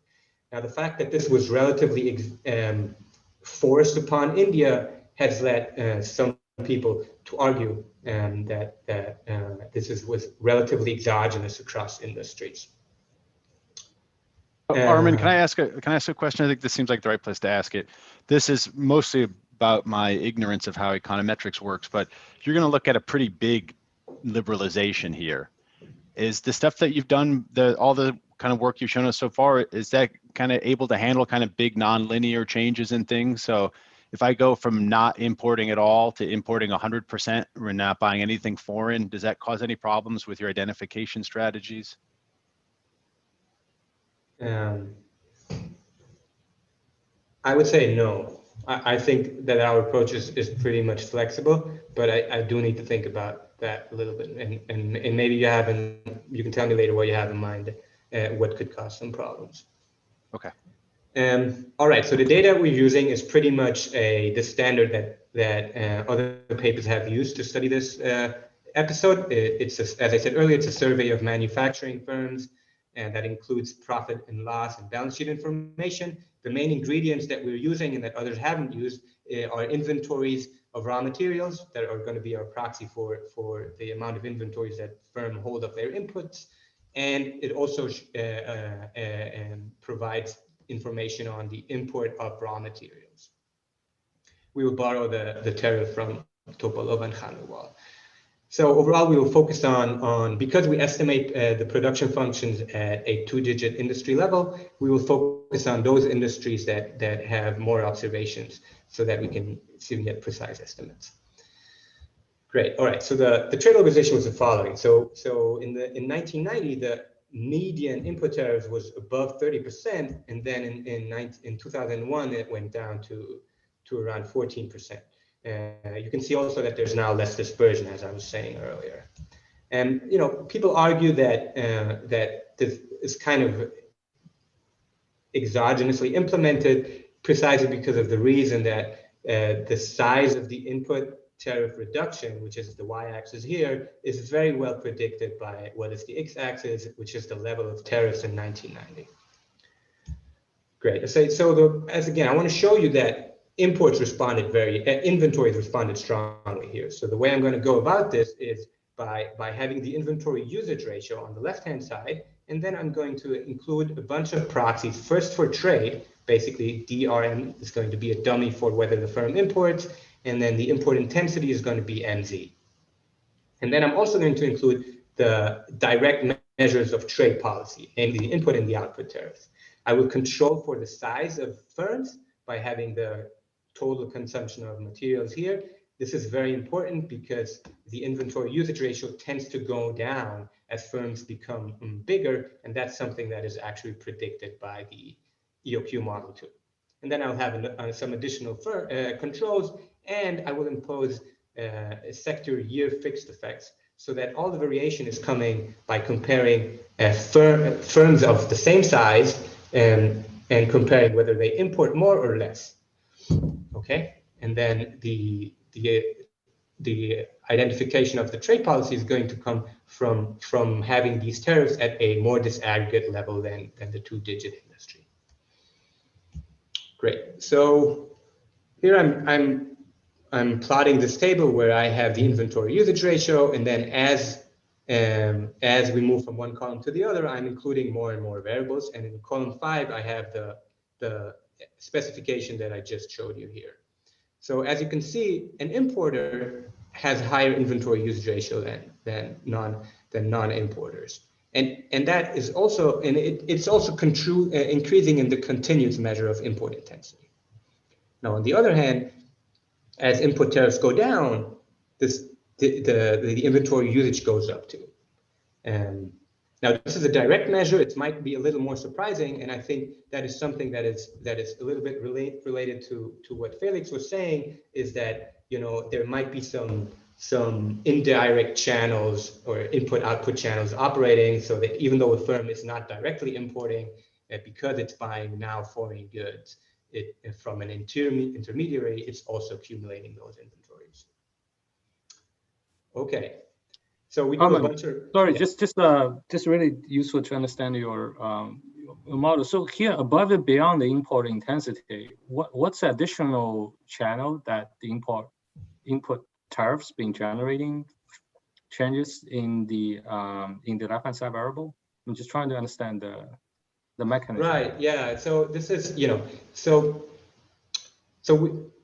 this is what I was saying, that there might be, so in this sample, there is generally big firms only. So you could think that even though these big firms are not buying foreign goods directly, they might be buying them indirectly. So when their suppliers buy these large amounts of goods, some of that might go over into them also accumulating those inventories. That's the story that I can come up with. And so we've run these same regressions for Indonesia. We do find that the tariff channel is weaker. And for Indonesia, we have a census where there's lots of smaller firms. So this might be driven a little bit by the sample that we're using here. Yeah, I find it a little bit somewhat related to your control function approach, because that's a fairly tight assumption there. What you really need is to map. You need a very strong monotonicity, that you need the import intensity to summarizing whatever the fundamental drive force of your of your cost, right? And now that you're almost like shooting yourself in the foot, in a sense, like you're saying, oh, there's a secondary source, so that this mapping is not, that brings the question about the monotonicity assumption in your control function approach. So I think that might be something worth thinking a little bit. Okay, thank you for your point. All right, this result that I've just shown you holds under different specifications, and the main takeaway here is that in a more serious regression analysis, this fact that importing firms hold larger inventories tends to hold is pretty notorious. So which is kind of a good hint to illustrating that these biases from additional costs might actually be operating here. So now let's estimate our main result, which is on the productivity effects of these input tariffs. So what I'm going to do is I will estimate TFPR the way I just showed you, and I will include or not the control function. And then I will estimate, then I will run an regression where I regress this productivity on lagged input tariffs and lagged output tariffs, and firm level fixed effects and time fixed effects. Now, the fact that we're including firm fixed effects basically says that you're comparing one firm over time. And then we're taking, and then in the coefficient is going to be, this should say lambda, will identify the correlation of the average TFP growth across all firms given that changes apply. Okay, so what we find is, when we don't include the control, we get an elasticity of 1, which is sort of similar to what people have found. Then here we're only including import intensity and it drops. Here we're only including inventory usage alone and it drops. But then when we include both, the drop is much more significant. And when we implement our baseline, where the input costs are proxied by a polynomial of the two variables, the drop is quite significant and around 37%. Okay, now, obviously we've taken a lot of assumptions along the way, and we want to make sure that none of these are essential to the results that we're reporting here. So, I've mentioned earlier that we could specify age to be a little different, and we could also specify the H is, again, that's the proxy function of productivity. This is the productivity process. We can include energy in the production function. We could specify production function to be translog. We can assign these additional costs to be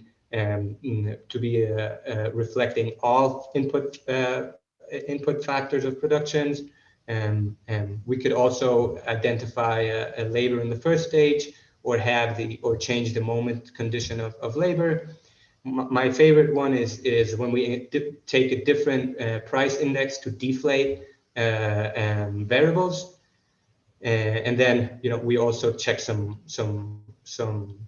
because our sample isn't really good at representing all firms. We look at the balance or something of a balanced sample. And all of these specifications don't really change our conclusion, which is that the drop in the elasticity tends to be around 36%. Okay, so yeah, I'm really running out of time. I want to, I think that what we're capturing is really related to the bias, and maybe this addresses a little bit of Daniel's concerns.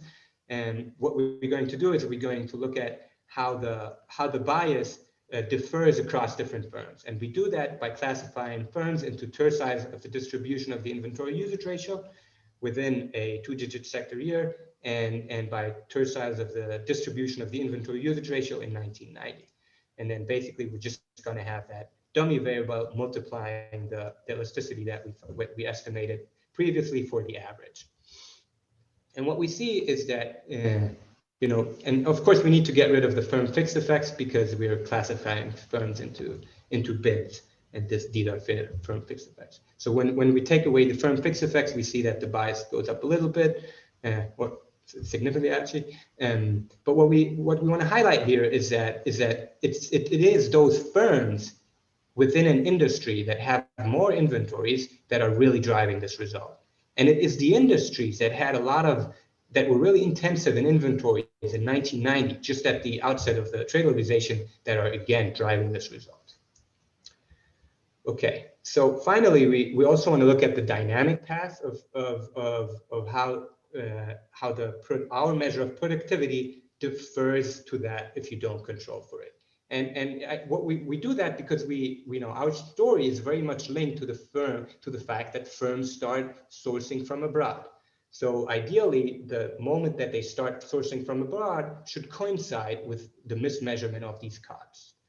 So what we're going to do is we're just going to estimate a dynamic equation. And first, we're going to look at trade and at inventories. And let me just show you the graphs that reflect this.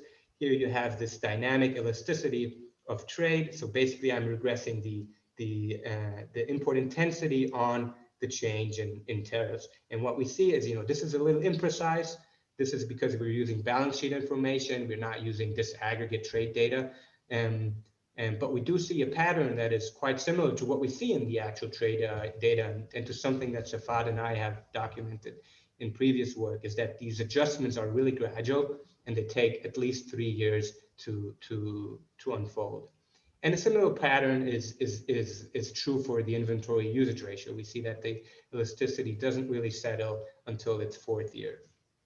So when we do the same exercise for productivity, we see that our measure is the blue one, and the one that doesn't control is the red one. We see that our measure really starts departing from the measure that doesn't control after the 3rd and 4th year. And then it settles at a lower level.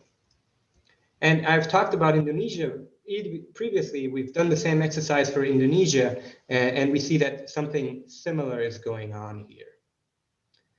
Okay, so let me conclude here. So what we're trying to argue here is that when firms change their sourcing behavior, using aggregate price indexes are not capturing well the heterogeneous response, and might be ill-suited to reflect the response to shocks or policy. What we're trying to do is we're trying to bring in some more information to more accurately estimate the response to productivity. And we think that this approach might also be important to better understand, if markups are responding in those episodes, or if it's true efficiency. We also think that this control approach should be taken seriously in other occasions, such as when there are large devaluations. It's been reported that productivity tend to go to go down importantly. Over the business cycle, we're seeing currently that inventory levels are rising importantly in response to the COVID shock. So and we want to know how firms' performance actually is affected by those things. So we need to take these things into account. Okay, so let me finish on this note. And yeah, thank you so much for your time and attention and questions. Okay, so we'll open up the floor to questions or comments. go back in just another hour. Thank you. I couldn't understand. I don't think that's a question. I think Okay. that's so I'll ask a question though. So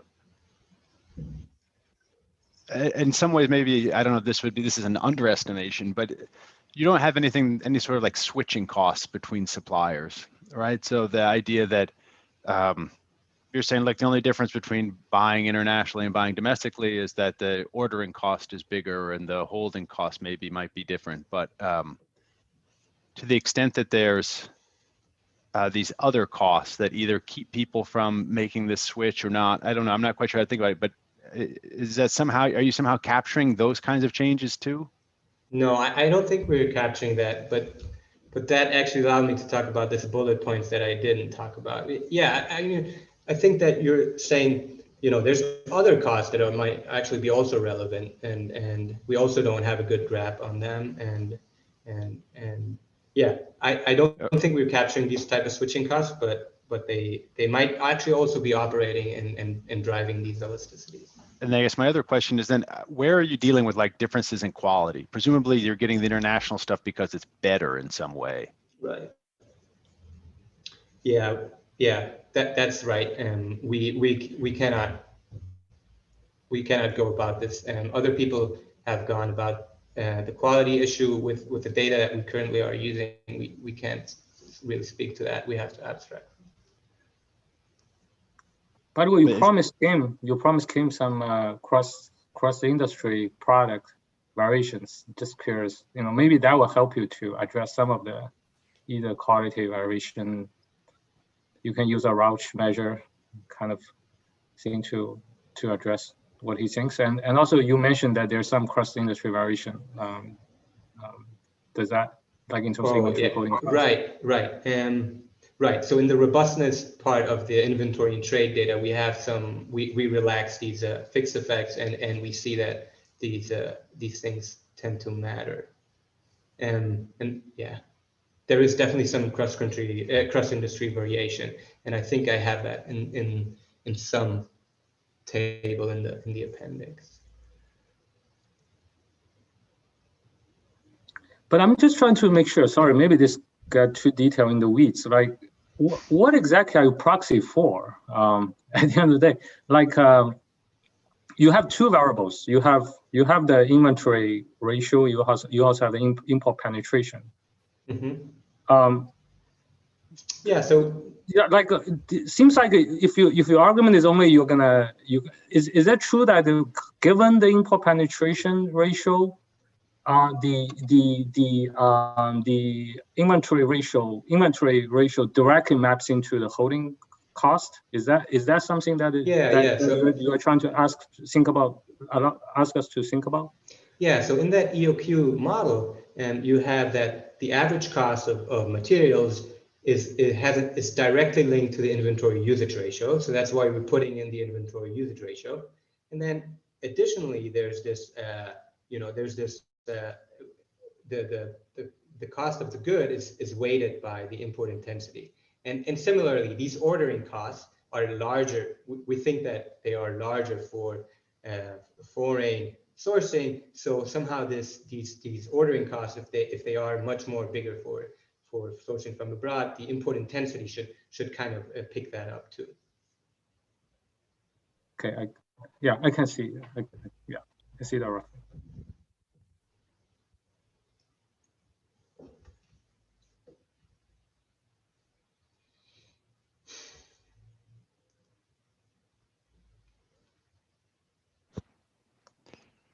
Okay, good. So our next talk starts in 5 minutes. If anybody needs to run to the fridge or the restroom, Gisela, I think you can share your slides if you like, or at least get set up.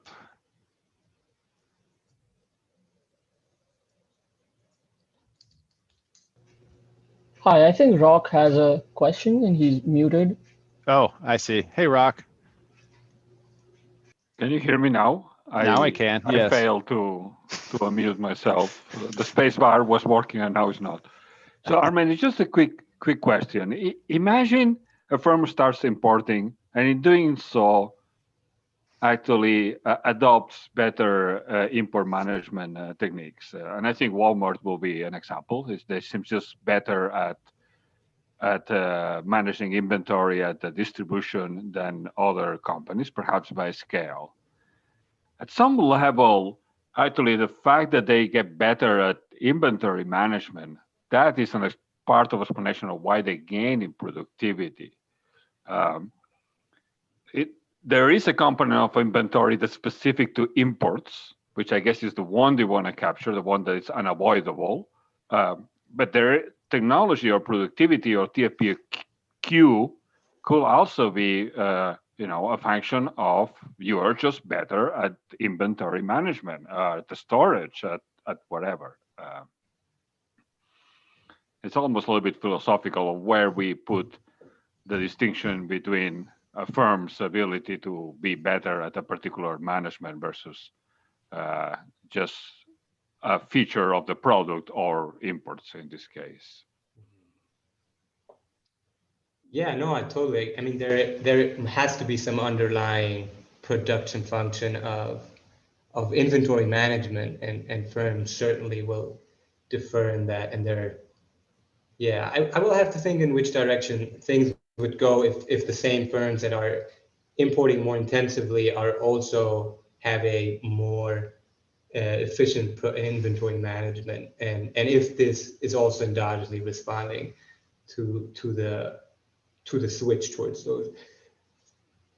I like that point. I think in either way you're making a point, but perhaps then it's a lot less towards a bias of elasticity and more towards in which channel these firms are gaining productivity. Right. Side. Right. Yeah. Not clear how to split those, honestly. But yeah. Yeah, exactly. And then there is this very strong relationship between size and the inventory usage ratio, which is also going to make it difficult to say what is coming through pure efficiency versus what is coming through the fact that now you're operating at a higher scale and you don't need to hold, you're basically ordering more frequently, but so you're also holding less inventories. So that distinction is kind of like what I see like going to make it. I guess we'd have some posts and structure. I will say that there's a student in Rochester a couple of years ago who was looking into some of this, and she found that big firms don't actually get that much better at managing their inputs as you'd expect. And part of the reason why she was saying it is they start being more aggressive where they source inputs. And so it doesn't really look like, normally you'd expect the inventory sales ratio to fall with size. It doesn't fall strong enough with size. And it's because exactly this, they're kind of moving into like more inventory intensive inputs. So, but your point is exactly right. Like that's a type of technology, and that changes with size. Okay, great. All right, now, Gisela, you can share your slides and get ready because we are going to be lifting off in a minute or two here. Perfect. Please let me know if you can see them properly. Yep, they look good. Great.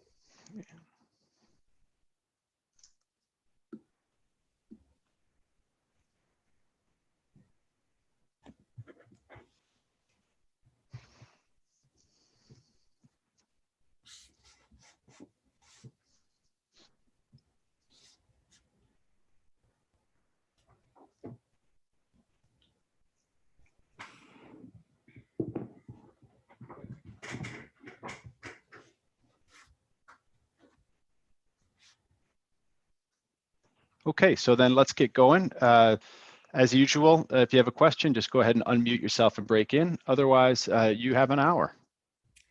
Well, perfect. Thank you so much. I want to thank the organizers of the seminar, and thank you for inviting me to participate. Really, it's an honor. So I'm going to be presenting my paper, Stubborn Dollarization, Lab for the Dollar and Fear of the Peso. I try to go for the catchy title, but if you're wondering, this is research that relates to financial dollarization in emerging markets. So there are two main observations about emerging markets that generally frame the discussion on financial dollarization. The first is that households hold a significant proportion of their savings in dollars, and this is in spite of the fact that many of these economies have local currencies that offer higher average returns than the dollar.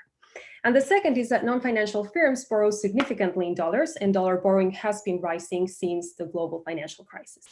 So in this paper, I propose that these two observations are actually the two sides of one narrative that is linking firms and households within their domestic countries. The following picture offers a screenshot of the last 20 years of financial dollarization of household deposits and of loans that are extended by local banks to firms in 5 Latin American economies. So keep in mind that all of these are countries where individuals are actually allowed to open bank accounts in dollars in their countries. So the figure shows on the y-axis the percentage of total deposits that are denominated in dollars, and these are plotted against the percentage of total loans to firms that are in dollars. The small dots are monthly observations for the last 2 decades, and then the diamond markers indicate the average over this period. The dashed line is the 45-degree line. So what we see is that there is an extremely strong match in dollarization of deposits and loans, and that this is true on average across countries over the period that I'm considering, but also over time within each country. Moreover, if we look at the levels of dollar borrowing and saving, this strong correlation persists.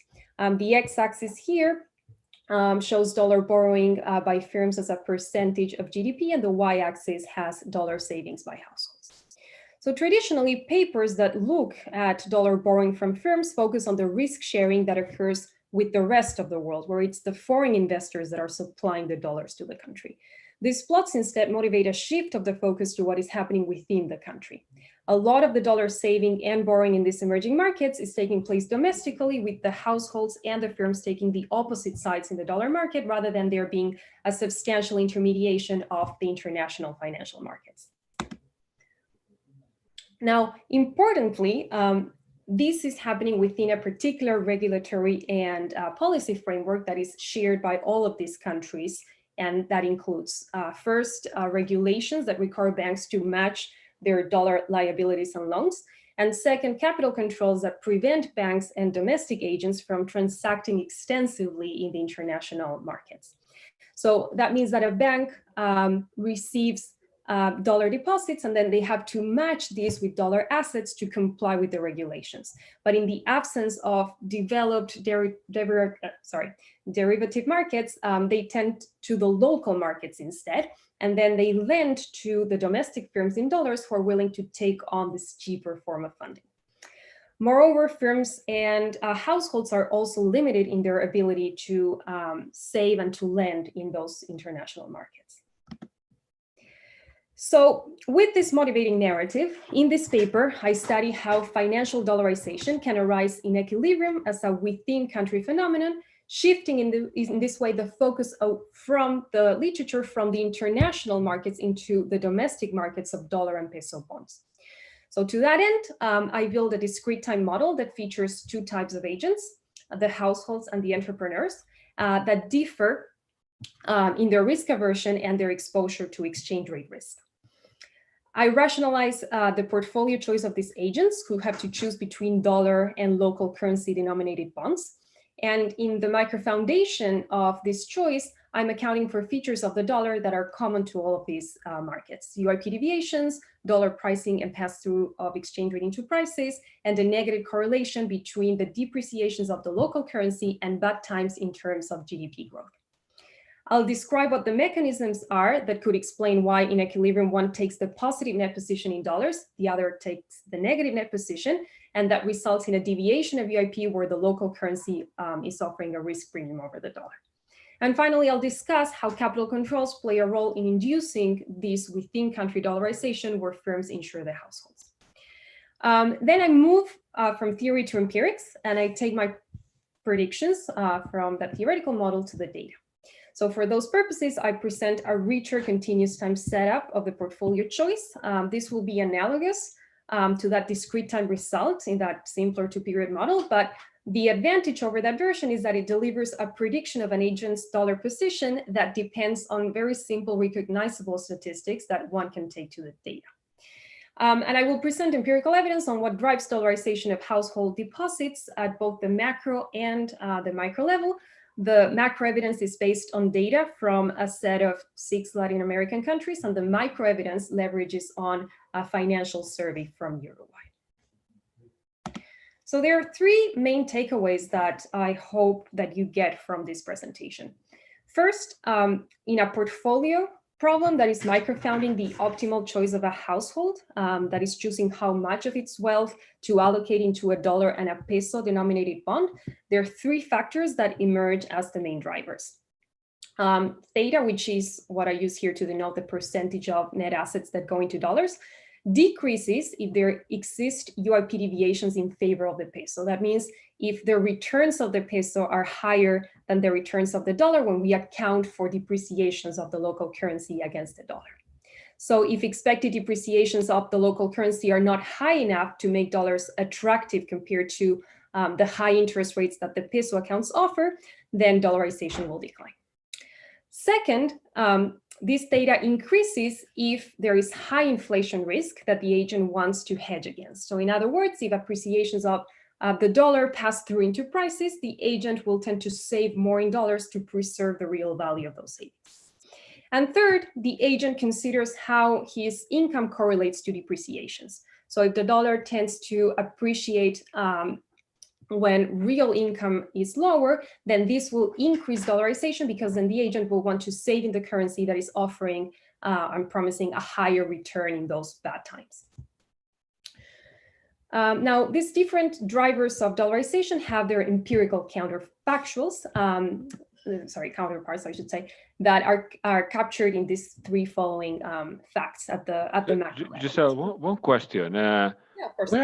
Where are the banks on all this? From your first or second slide, I was expecting almost to see a banking model, and don't get me wrong, I see enough of those. I don't want to see another one, but it's clear that the banks are trying to match assets and liabilities, or are happy to do so.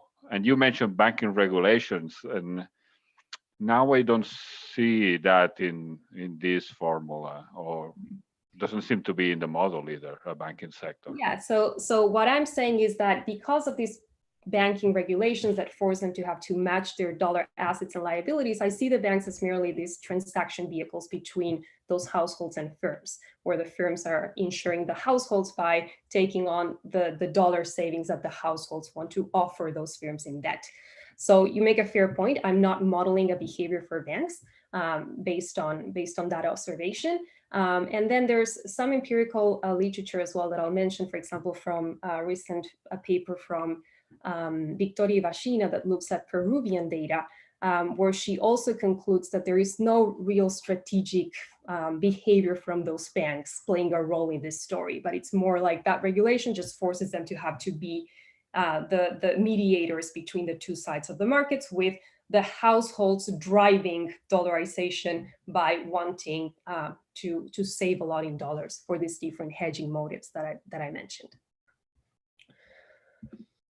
So looking at the sample of these Latin American countries, we observe first that countries that exhibit a higher pass-through of exchange rate depreciation into consumer prices have a higher average dollarization. On the y-axis, I compute a long-run measure of pass-through by regressing monthly CPI inflation on monthly depreciations of the local currency against the dollar, and I use 18 lags. This exhibits a positive correlation with average dollarization of deposits. Second, bad times in these dollarized countries are times when the local currency depreciates, as evidenced by a negative correlation between real GDP growth and dollar appreciation. And now the third fact, which relates UIP deviations with dollarization, would actually appear to be rather counterintuitive, because according to these countries that exhibit higher dollarization are also the countries in which the peso is offering a higher risk premium. On the x-axis of this plot, I present the average monthly difference in the returns of the dollar relative to the peso. So here a negative value indicates that the peso offers a higher relative return, while a positive value is indicating that the dollar offers a higher return. Based on the expression of optimal dollarization that I introduced before, this negative relationship would seem counterintuitive because a higher return of the peso relative to the dollar should be pushing dollar demand down, not up. But the key to rationalize this empirical finding is to think about this as a general equilibrium result. So these are all equilibrium prices and quantities from the interaction of households and firms. And if one of these agents features very strong reasons for saving in dollars, then dollarization in equilibrium can be high even when the peso is offering a higher risk premium. So my second main result summarizes those GE, general equilibrium intuitions. The dollarization patterns that we observe in emerging markets can be understood as an equilibrium of risk transfer between the households and the firms. And in this equilibrium, households are saving in dollars and providing these dollars, as I was saying, to the entrepreneurs that hold the dollar debt. But because the peso offers a risk premium, the household is actually incurring a cost from saving in that currency that offers the lower expected return. But they are willing to do so in exchange for insurance against a negative exposure to depreciations. And in turn, the entrepreneur takes on the cheaper form of debt in exchange for providing that insurance. I explained two mechanisms that can lead to this equilibrium. It must be that either the agents share a reason for wanting to save in dollars, so they are both negatively exposed to depreciations, but they differ in their risk aversion, so that the entrepreneurs have a higher risk tolerance. Or number two, they have the same risk aversion, but they are exposed differently to exchange rate movements. And in particular, the household suffers a depreciation more than the entrepreneur does. Finally, to bring this back to my original motivation and how this narrative is circumscribed within a particular policy framework, I show how in this model, capital controls increase dollarization within the country as you prevent the agents from engaging in this form of insurance with foreign investors. So third, in terms of the empirical takeaways, I showed that the macro evidence points towards the income hedging motive as being the key driver of dollarization of household deposits. So the predicted levels of dollarization at the country level are consistent with the observed levels of dollarization with an implied risk aversion of 2.3 on average, which is quite standard in the literature. And while the macro evidence is consistent with these dollar predictions, it does leverage on like country level characteristics to represent like a household's portfolio choice. So micro level data from Uruguay allows me to test the model predictions at the household level within one same country. And results from this exercise point in the direction that the model predicts for what factors can bring dollarization up. The pass-through into prices has a positive significant impact on dollar savings. The coefficient in that case is going to be consistent, as I'll mention, with a risk aversion around 3.3.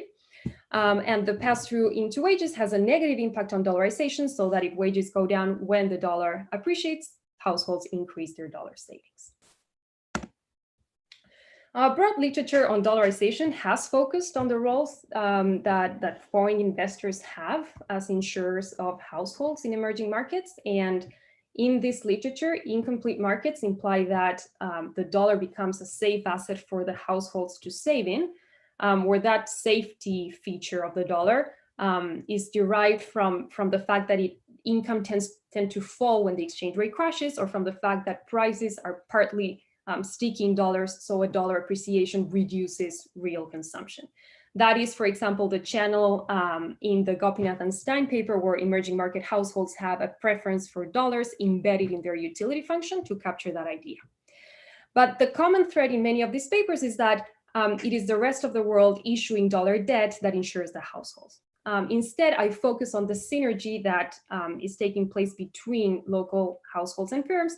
So insurance in this case isn't a wealth transfer from the rest of the world, but rather it's a wealth transfer occurring domestically. In this equilibrium, the firms again borrowing dollars and do so using the available pool of domestic dollar savings. In this respect, the paper is closest to Dalgic and a recent paper by Boccola and Lorenzoni, who also explore dollarization as an equilibrium that's tied to a household's dollar demand that is related to the negative correlation between the exchange rate and income growth. I build up to that equilibrium by taking the safety features of the dollar and injecting them into a household portfolio model, like the ones in Campbell and Bisset or Brent, so that households have a micro-founded demand for dollar assets. From the empirical literature, I incorporate two ideas. Number one is the fact that exporting firms want to borrow partially in dollars due to their opposite exposure to dollar appreciations, so that firms would also prefer to issue dollar debt. Ivashina, again, has evidence on this for Peruvian firms. And number two is the observation that this issuance tends to be domestic due to capital control, something that Lorena Keller shows for Peruvian firms and banks. So the rest of the presentation, I will proceed in the following way. First, I present the two-period model and the general equilibrium intuitions behind dollarization within countries. I discuss the optimal dollar demand for households and entrepreneurs, then the conditions for dollarization within the country. And third, I talk about the implications of introducing capital controls on the levels of dollarization. Second, I introduce the continuous time version of that same portfolio model and discuss the expressions and optimal dollar positions that I then can take to the data. And third, I present the empirical evidence at the macro and at the micro level. So the simple discrete time model features two periods. In period 0, the agents are born with some non-negative level of wealth in pesos and choose how to allocate it into bonds. In period 1, they receive some stochastic endowment and they consume. There are three goods that are available for consumption. A domestic non-tradable good is the numerator and has endowment Y and T, and units of this good are going to represent the pesos in the economy. A domestic tradable good has price PH and endowment YH. And a foreign tradable good has price epsilon PF, where PF is the price of the imported good in terms of non-tradable foreign units. And those non-tradable foreign units are what represent the dollars. So the exchange rate epsilon is converting dollars into pesos, and a higher epsilon therefore represents a dollar appreciation or local currency depreciation in this model. Households and entrepreneurs receive an endowment in period 1 of domestic goods, and gamma represents their risk aversion, and we allow this to differ across the agents. And finally, there are two bonds available to the agents, one denominated in dollars and one priced in pesos. So the portfolio problem at t equals 0 has the agent choosing the optimal share theta to invest in dollar bonds in order to maximize mean variance preferences. And I will discuss this assumption of mean variance preferences a little bit later. Consumption at a given state S of period 1 will depend on the real returns of peso and dollar bonds plus the endowment of income that the agent is receiving. The real returns show how many units of consumption at t equals 1 are obtained from investing a unit of consumption at t equals 0 into each one. For the intratemporal problem of consumption choice in period 1, I assume the standard Cobb-Douglas preferences, which delivers also the standard expression for the price level. Delta is the parameter that represents the share of expenditure that's allocated to consumption of the home non-tradable good, and alpha is the share of tradable expenditure allocated to the home tradable good in particular. Giselle, may I ask a question? Yeah. Yeah. So there's no monetary authority in the model. There's no the exchange rate's an exogenous process here. So the exchange rate in this two-period discrete model, I can actually solve for it. And I'm going to be taking as exogenous that net supply of dollars from abroad. I could have gone the other way around and do this, the opposite way. But where's the domestic, where's the exchange rate coming from? What's it equating? So the exchange rate is going to be the relative price of the home non-tradable good with respect to the foreign tradable good. Oh, okay. And what's driving variation in that? It's going to be the endowment process for these different types of goods. Okay, so I mean, should we? As well as the net supply of these dollar bonds from foreign investors. Yeah. Okay, so so it's a real exchange rate in that sense. There's no nominal exchange rate. Yeah. When I go into the continuous time version, I won't try to derive a general equilibrium in continuous time. So I'll stick to the portfolio model in continuous time of the agent. And in that particular case, I'll take the processes to be given. it will become way more clear how nominal and real variables differ between one another and how one can take that to the data. So maybe, when I get to that part, the expressions will become a little bit more clear in terms of differentiating the nominal and real effects. Thank you. Sure. So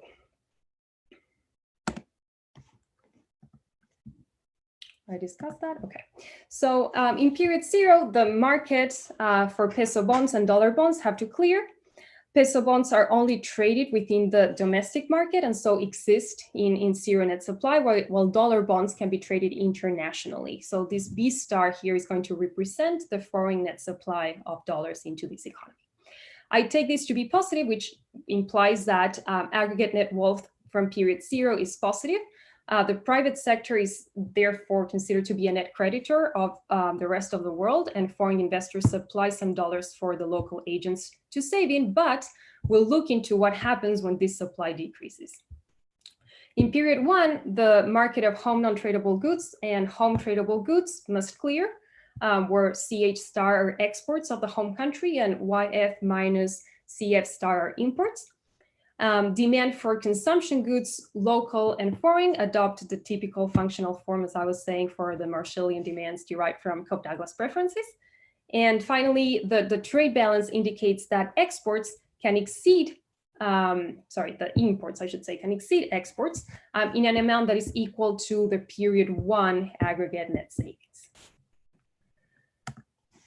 So an equilibrium is defined by a set of bond prices, the price of tradables PH and PF, the exchange rate, so we were mentioning epsilon, asset and consumption choices such that the agents maximize utility and markets clear. We can derive closed form expressions for 4 of our 5 prices. The equilibrium exchange rate, the relative price of the foreign non-tradable with respect to the home non-tradable, is increasing in the endowment of home non-tradable and decreasing both in the endowment of foreign non-tradable and in the net supply of dollars from abroad. The intuition is quite straightforward. As Y and T star from period 1, or the net dollar savings of the country from period 0, which is B star, decrease, then and dollars will become more scarce and the price of the dollar will increase. An exchange rate depreciation will pass through into the general price level, both through the effects on the price of the home good PH and on the foreign tradable goods expressed in pesos, so that epsilon times PF. And finally, we have that the price of the dollar bond increases when the net supply declines, and this decreases the dollar interest rate. The price of the peso bond is the one that has to be derived implicitly from the market clearing conditions of the bonds. The return of the peso bond can be shown to decline together with the decline in the availability of the savings instruments. And I will derive some conditions that tell us when we should expect to find that the peso offers a risk premium over the dollar. And I'll show you in a numerical example how a decrease in the net supply of foreign bonds can actually reinforce those UIP deviations. So from this model, we derive 3 main intuitions. Number 1, the optimal share of wealth, here expressed in real terms, T equals 0, that an individual can is willing to allocate to dollars, is a function of 3 terms. The first term shows that the agent will choose a lower level of dollar savings if the local currency offers a higher expected return, but it decreases with the variance of the relative returns of UIP. The extent to which the individual will care about those UIP deviations depends on the risk aversion. The more risk averse the agent is, the less sensitive she is about these relative returns. The second term involves a covariance that is particularly sensitive to the extent to which inflation is linked to depreciations of the local currency. So this covariance in the middle increases with the Cobb-Douglas parameters that indicate a preference for the dollar-priced foreign tradable. So if you're keeping track of notation, when 1 minus alpha goes up. In particular, if the agent only consumes non-tradable goods, so delta equals 1, the price level is 1, and this kappa price term is 0. So there's no need to hedge against price movements. If the agent only consumes foreign tradable good, so delta and alpha are both 0, and we assume that PF is some fixed price, then the price level varies 1-to-1 with the exchange rate epsilon, and then this kappa price term is equal to 1. So you can think of this term as capturing a higher preference for dollar savings when the consumption basket tilts towards dollar-denominated goods, because dollars are a hedge against exchange rate pass-through into prices. The higher the real wealth of the agent at t equals 0, the more this hedging motive matters. That's why that kappa price term is multiplied by that W0 divided by P0. Finally, the third term indicates that if the agent's income is negatively correlated with dollar returns, then dollar savings will increase. This is capturing another hedging motive. You increase dollar savings if it promises higher returns in bad states of the world. And this will depend on how depreciations link to the endowment realizations. So for instance, in a world where the agent only consumes non-tradable good, delta is equal to 0, then this term simplifies to an expression that indicates that if the covariance between the exchange rate and Y is negative, then dollar savings will increase. The income hedging motive, this third term, will depend, will differ across the agents in as much as they receive different endowments that will feature a different covariance with the exchange rate in equilibrium. And another important thing to note is that these hedging motives increase when the variance of the UIP deviations declines, which is in the denominator of both these kappa terms. So the magnitude of these income and price hedging terms for each agent determines whether an equilibrium can exist that features what we observe in the data: the peso offering a risk premium, households saving in dollars, and entrepreneurs taking on the dollar debt. The model implies that for this to be the case, we require first that at least one of the agents has a strong hedging reason that makes the dollar attractive. Otherwise, the agent wouldn't be willing to take on a lower return in dollars than in pesos. But also, if agents have an equal hedging reason for saving in dollars, their tolerance for risk must differ. So in our case, it will be the entrepreneur that can tolerate higher risk. Otherwise, she wouldn't be willing to take on dollar debt if she's negatively exposed to exchange rate depreciations. Or alternatively, if the agents share the same risk aversion, they must have different exposure to exchange rate risk. So in particular, entrepreneurs are happy to take on the borrowing position in dollars since they're less negatively exposed to exchange rate shocks, while they can benefit from a cheaper currency to borrow. So to illustrate this, we can look at two examples. First, suppose that the agents have the same reasons for wanting to hold on to dollars. So for example, the kappa income terms are 0 for both agents and the kappa price is not. And I'll assume that they share the same level of wealth, whose real value they want to preserve from depreciations, from inflation. The peso will feature a risk premium over the dollar if this price-related hedging motive that the agents share is strong enough. In order to feature households that save in dollars and entrepreneurs that are willing to ensure that dollar saving from exchange rate pass through into prices, then it must be that the household's risk aversion is high enough relative to the entrepreneur's risk aversion, as I'm indicating in those two conditions. The plot illustrates that equilibrium. So the red and the blue lines indicate the dollar demand as a function of UIP deviations. A positive value again for UIP means that the dollar offers a risk premium over the peso. So dollar demand is going to be increasing in this return differential. The blue line is flatter than the red line because the household has a higher risk aversion, and so she's less sensitive to those return differentials. And the hedging motives are shifting these demand curves up. So to pin down the equilibrium, we know that the sum of the wealth invested in dollars of each agent has to equal the value of the net dollar supply expressed in pesos. Now, second, suppose that instead they share the same risk aversion, but they have different hedging motives. So in particular, their income exposure is different so that the kappa income terms differ.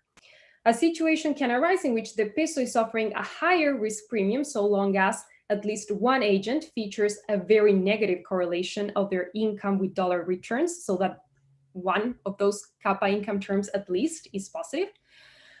For the household to be willing to take on dollar savings in spite of the lower returns, she must have a strong income hedging reason, sufficiently larger than the entrepreneurs. Now, note that this doesn't preclude a case in which both agents are negatively exposed in terms of their income and therefore feature a positive income hedging motive that increases their demand for dollar savings. But it must be that they have to be different enough from each other.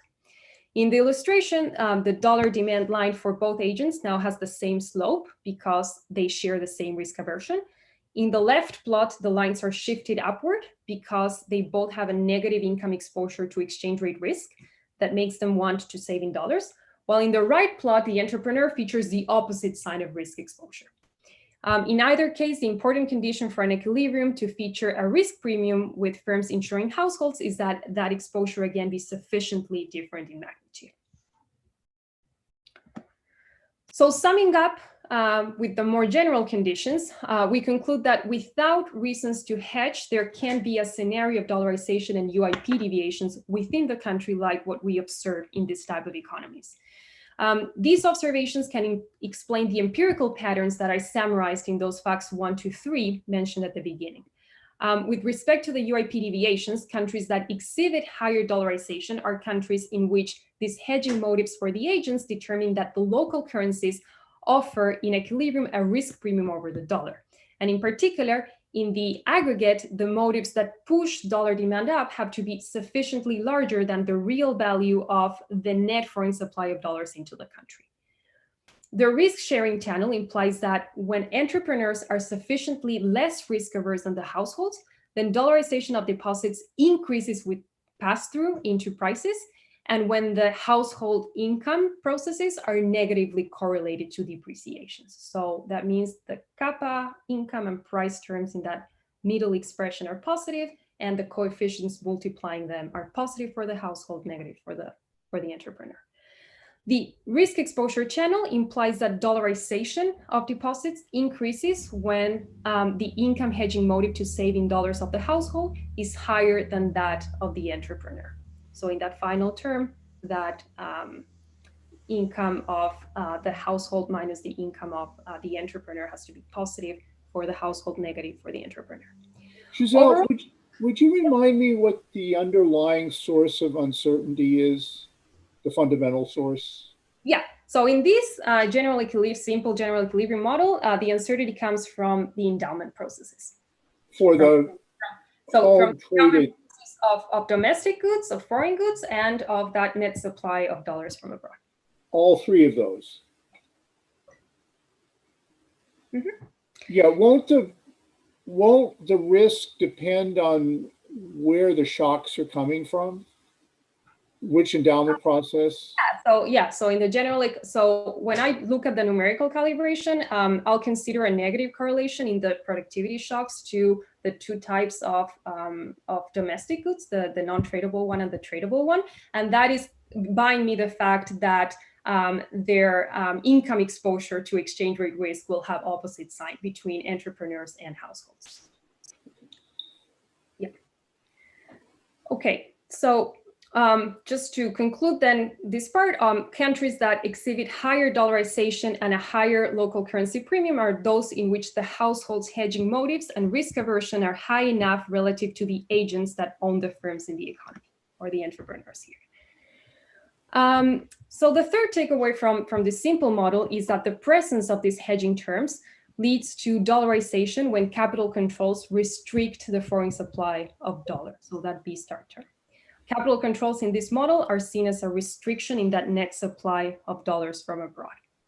An interesting theoretical case is that of financial autarky, in which the country must keep a balanced trade. So one can show that a country with financial autarky can still feature dollarization.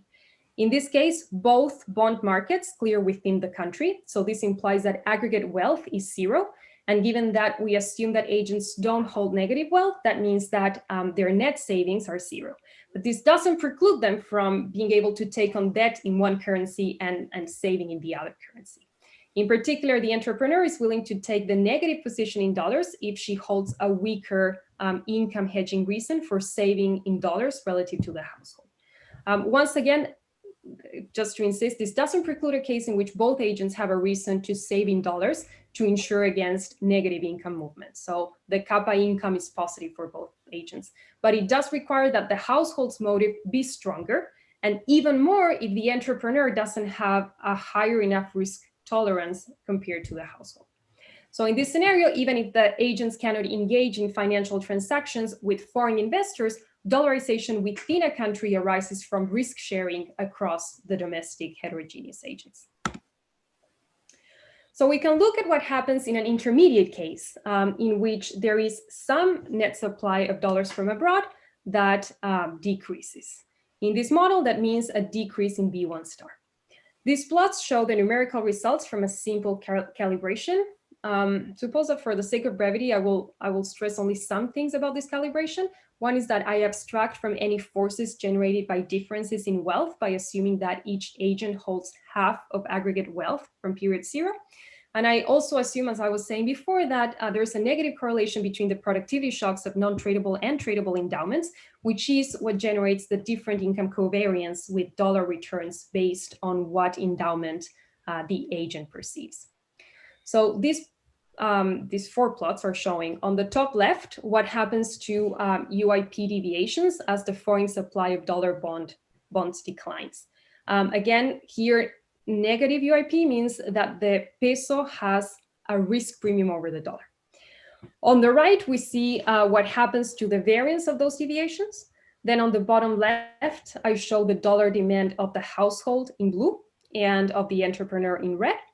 And finally, on the bottom right, I show the hedging terms kappa price in green, which is the same for both agents, and the income hedging terms in blue and in red, which for this calibration is positive for the household, negative for the entrepreneur.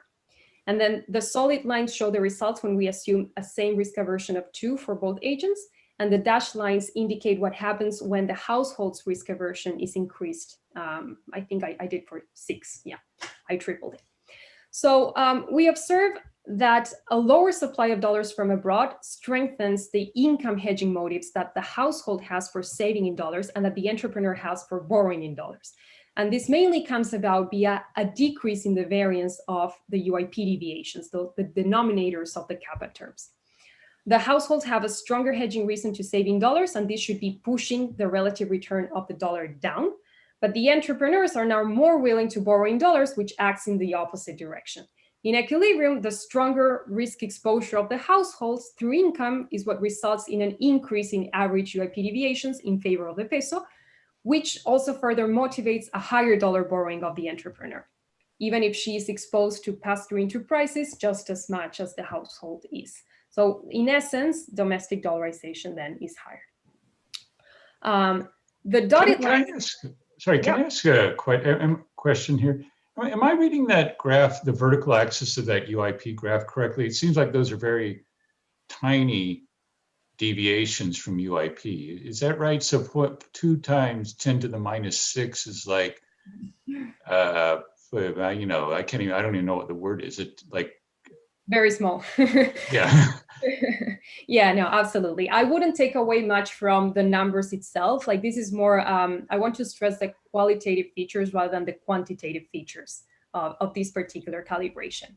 Yeah, I'm just bringing this up because, I mean, kind of this CAP-M stuff, one of the reasons it kind of died out from the 1980s was because of this thing right here, that you couldn't really explain big deviations from UIP. And so people went to kind of very non-standard preferences. And I'm just wondering if maybe that would be a way you would want to go, because you kind of need, if it's really a risk premium, you really need to get the kind of UIP deviations we see, you really need to jack up risk aversion. I mean, here, you would need it to be like 2,000 or something, not 2.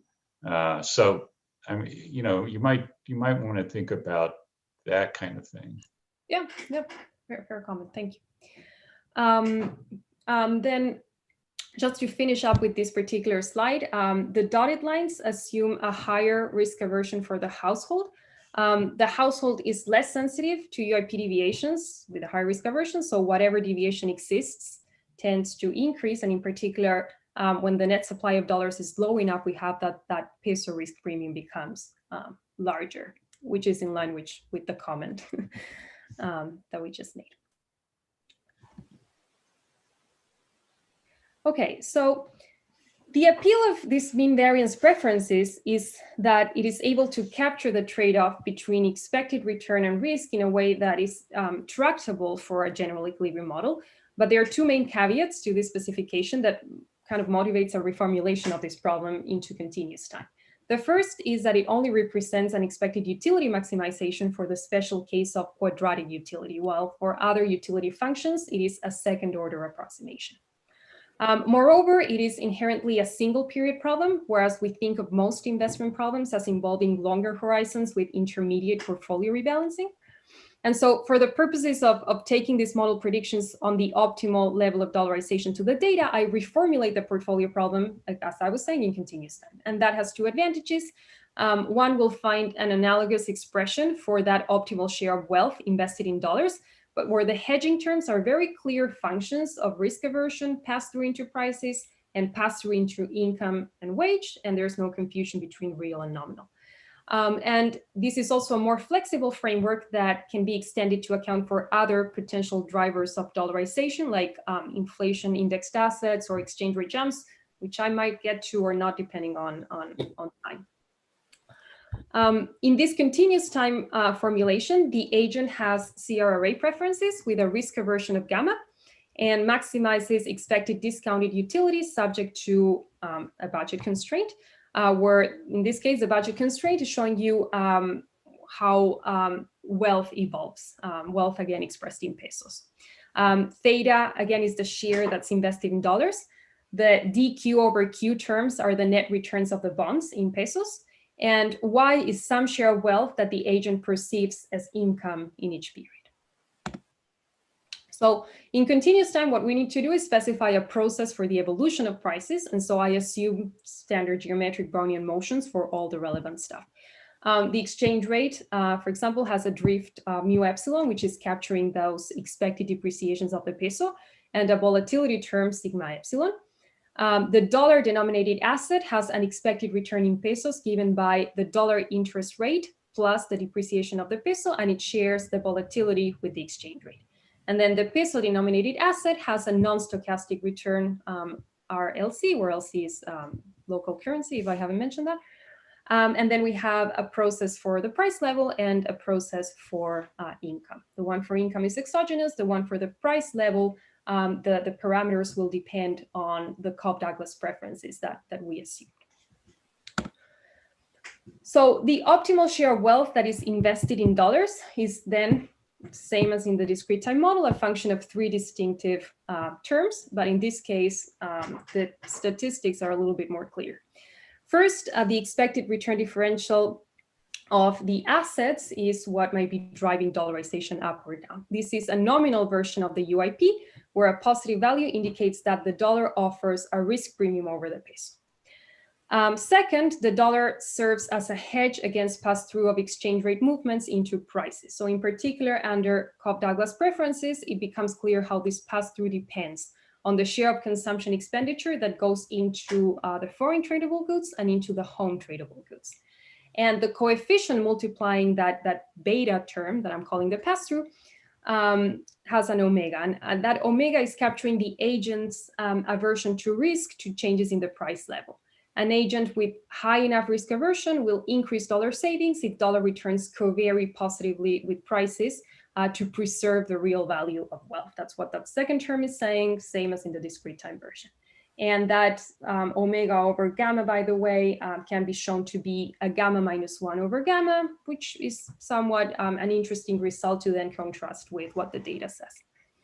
And third, the dollar is a hedge against negative movements in income. So if times of lower real income are times when the dollar appreciates, then you can hedge against these bad times by saving more in dollars.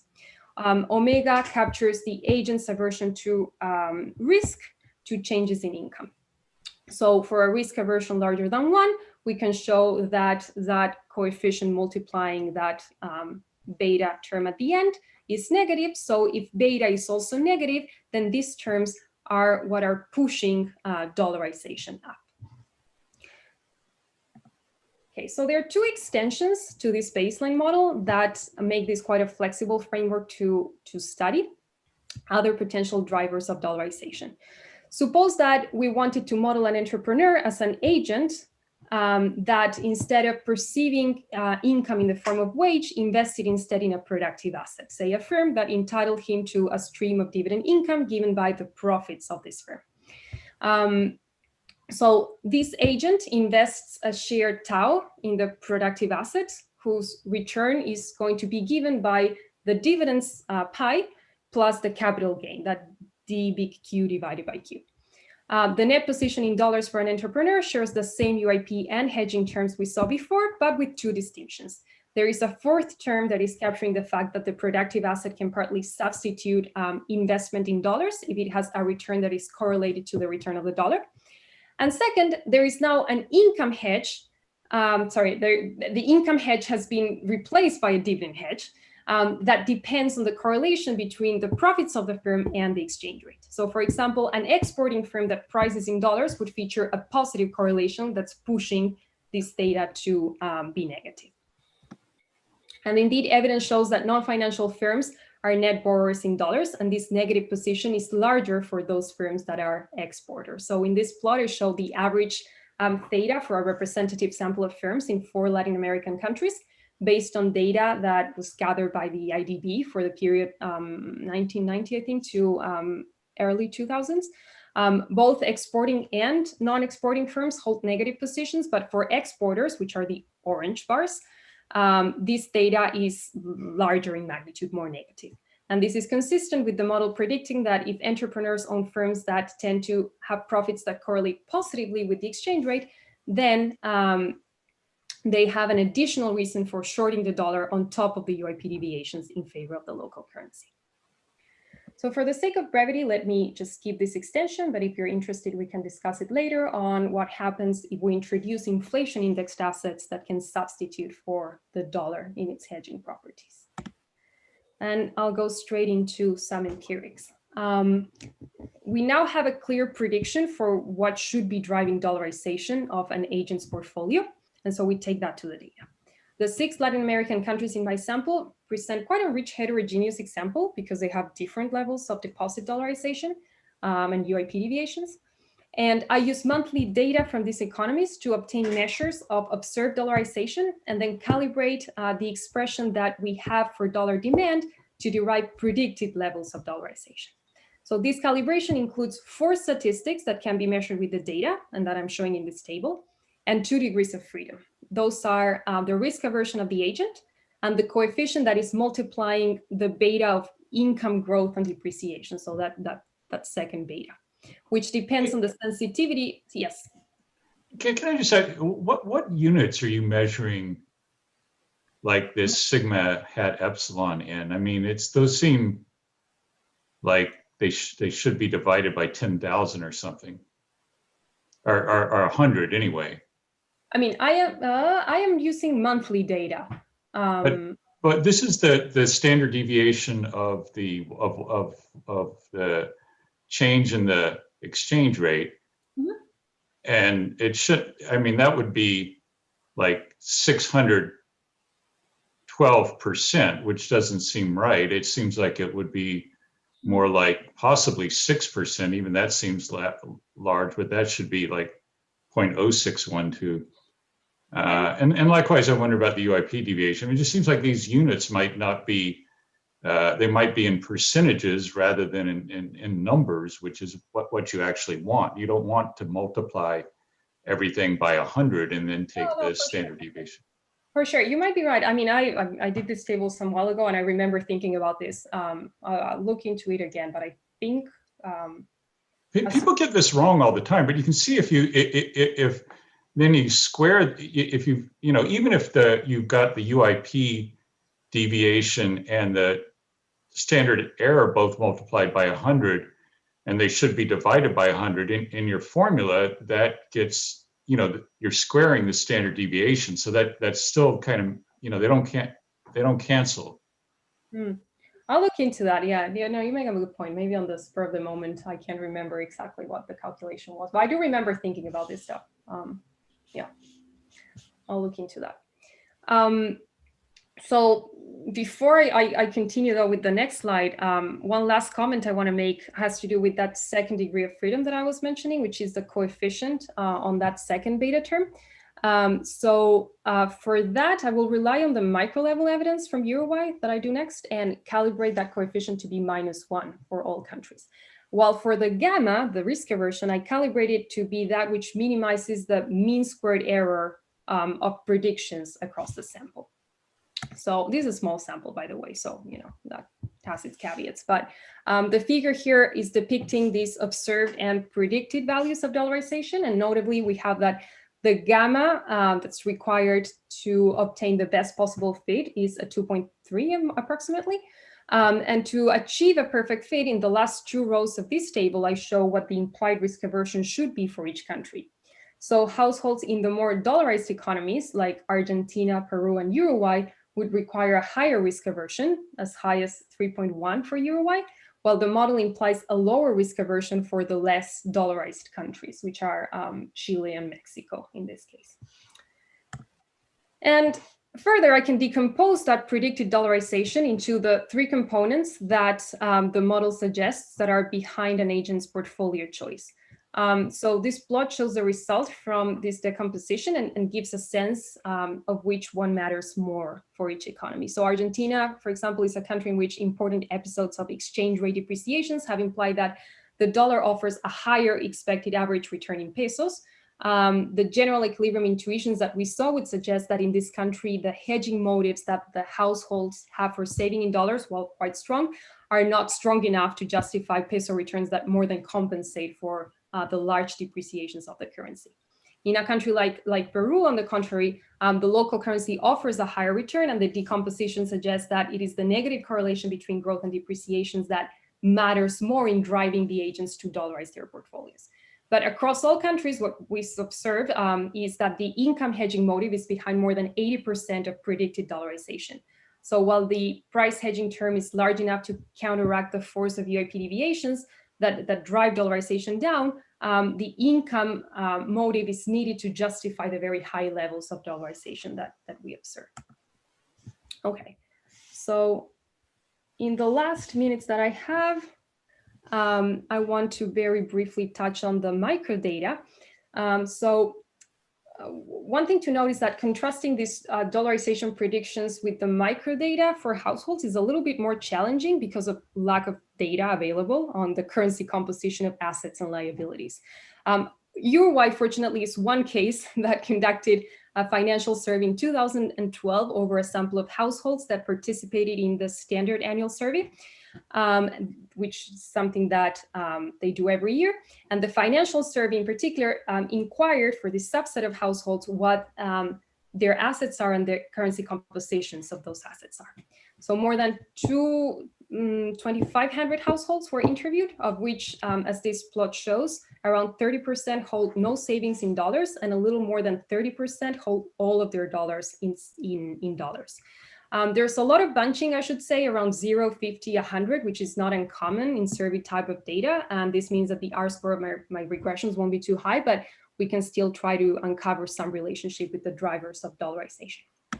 So in particular, we need to regress, or we'd like to regress, this percentage of dollar savings against a measure of pass-through for the household. To that end, what I do is I draw from the expenditure and income survey from 2016 that has data on expenditure by category of goods and services, and also asks many of those same questions from the standard household survey from 2012. So I first take the time series of prices by categories of goods and services that the central bank gives, estimate the exchange rate pass-through into prices by category. Then using that expenditure survey data from 2016, I compute the share spent in each of these 12 categories and construct a pass-through by taking the weighted average of the pass-through measures for each of the categories. So this figure briefly is showing what these shares are on average for households, which I sort into 10 income quantiles. And one thing that's actually notable is that the shares don't vary much by income. Which is why in the model I introduced initially, I deemed it less relevant to actually vary the shares of consumption in the Cobb-Douglas preferences. And so once I have these two, impute a pass-through for the households that are in the 2012 financial survey, I use the set of variables that are common to both the 2012 and the 2016 surveys that include information on composition of the household, income, employment, etc. And I regress the measures of pass-through against this set of regressors and then predict a pass-through for the households in the 2012 survey. So similarly, we need some measure of pass-through into wages or income for the households. We don't have a time series of income for each household to regress against depreciations of the local currency, but the financial survey does have a variable that says what the sector of employment of the members of the household is at the 4-digit level.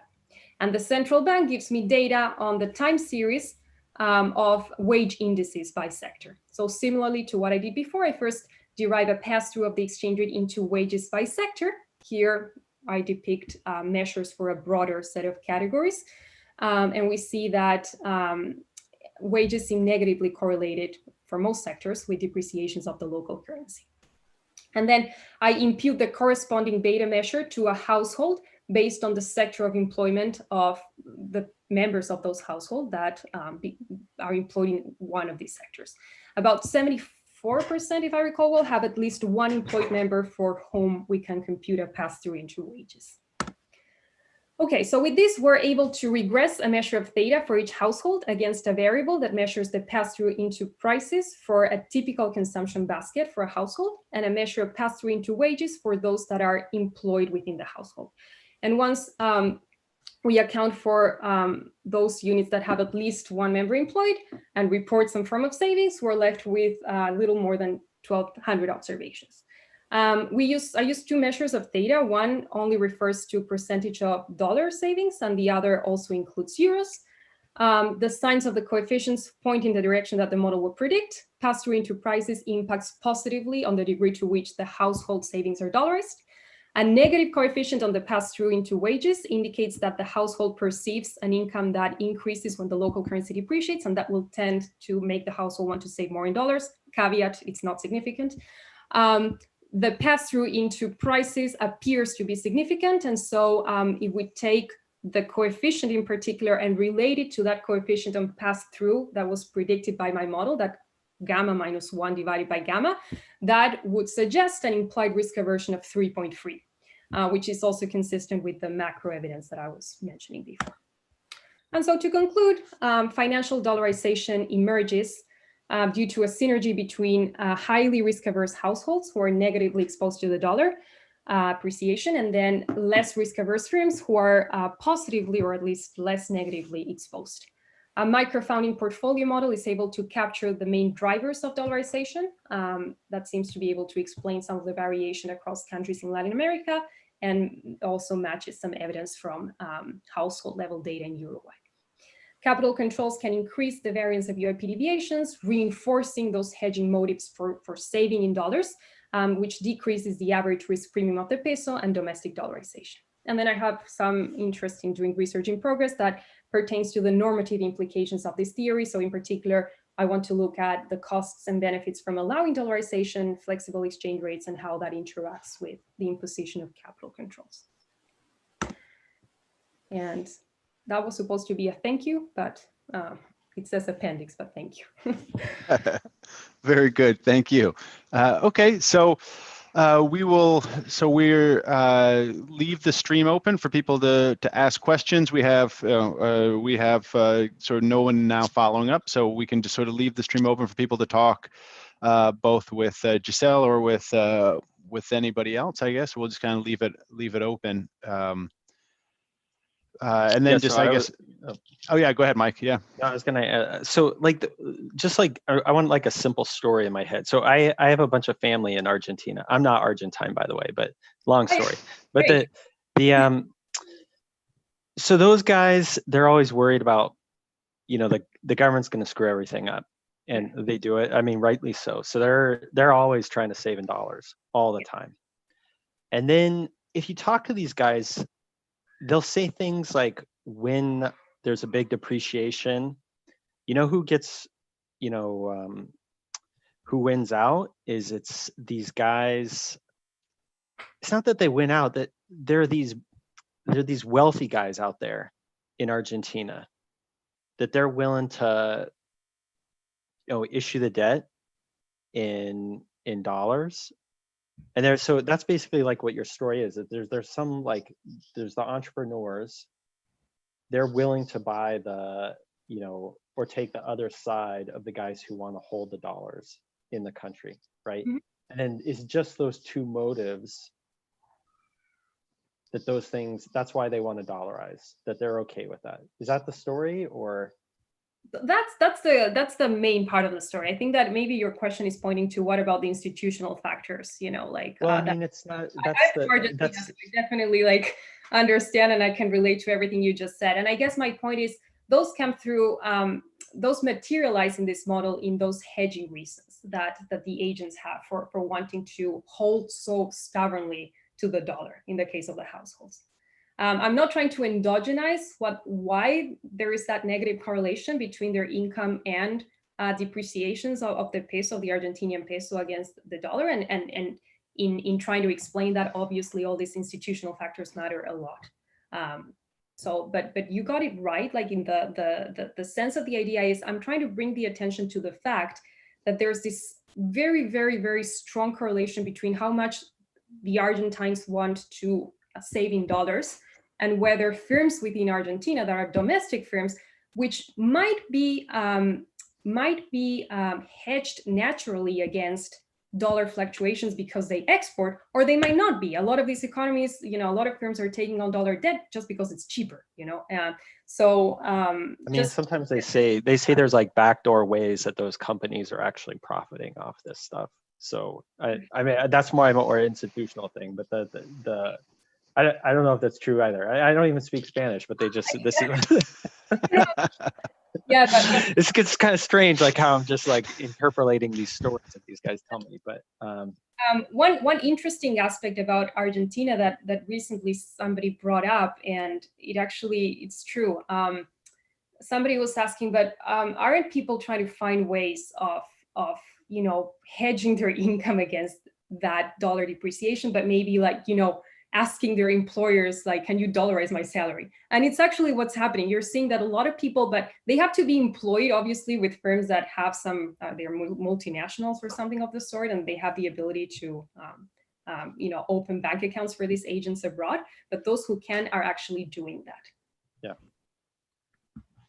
So Giselle, let me just follow up on that a little bit. I mean, everything we talked about in your model was assuming some sort of commitment and no default.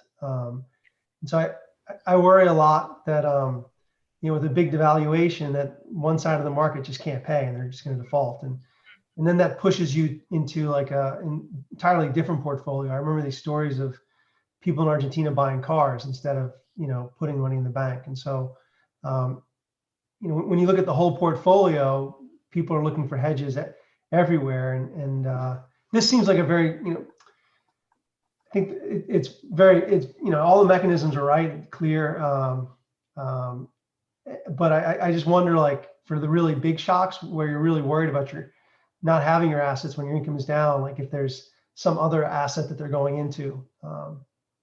No, that's totally a fair point. And I agree with you. I think that also part of the story that I'm trying to, that's implicit in this model is that I started by saying there are these regulations that were introduced in a lot of these countries, force the banks to try and match their dollar assets with their dollar liabilities. And the reason being is that these countries were exposed to crisis that had to do with banks having a very mismatched balance sheet in terms of the currency composition, right? And so they imposed all these regulations saying, okay, let's avoid that exchange rate crisis in the banking sector by forcing them to match. And then here I'm telling you, well, wait a minute, be careful because, the banks now might be matched, but now the currency mismatch is in the firms. And then there's the risk of default from those firms towards the bank. So I definitely agree with you. I haven't incorporated that default risk of the firms into the model, but it's a fair point, yeah.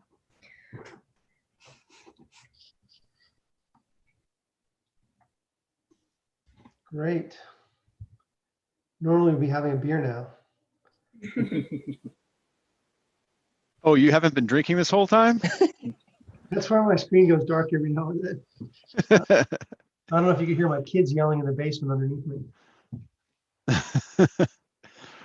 Well, I think this has turned out really well, everyone. I want to say thank you to the three presenters. You guys all did an excellent job, and you have done a much better job with your timing than most of the people who have jobs. Yeah,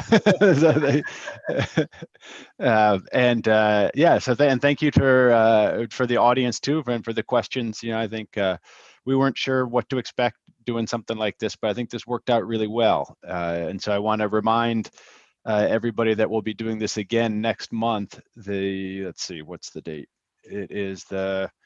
We'll be doing this on the 10th of December. Same format roughly. George has sort of told me though that maybe we need a little bit of a longer break between the session. So we'll see how that goes. But yeah, any feedback welcome from people about the format or just about the seminar in general would be great. And then I'm sure I speak for all three of the presenters that they would be happy if anybody wanted to follow up with them by email or something with more comments. I'm sure they would appreciate it. So that's another chance to get to continue our conversation here. Otherwise, I think we can probably turn off the live stream and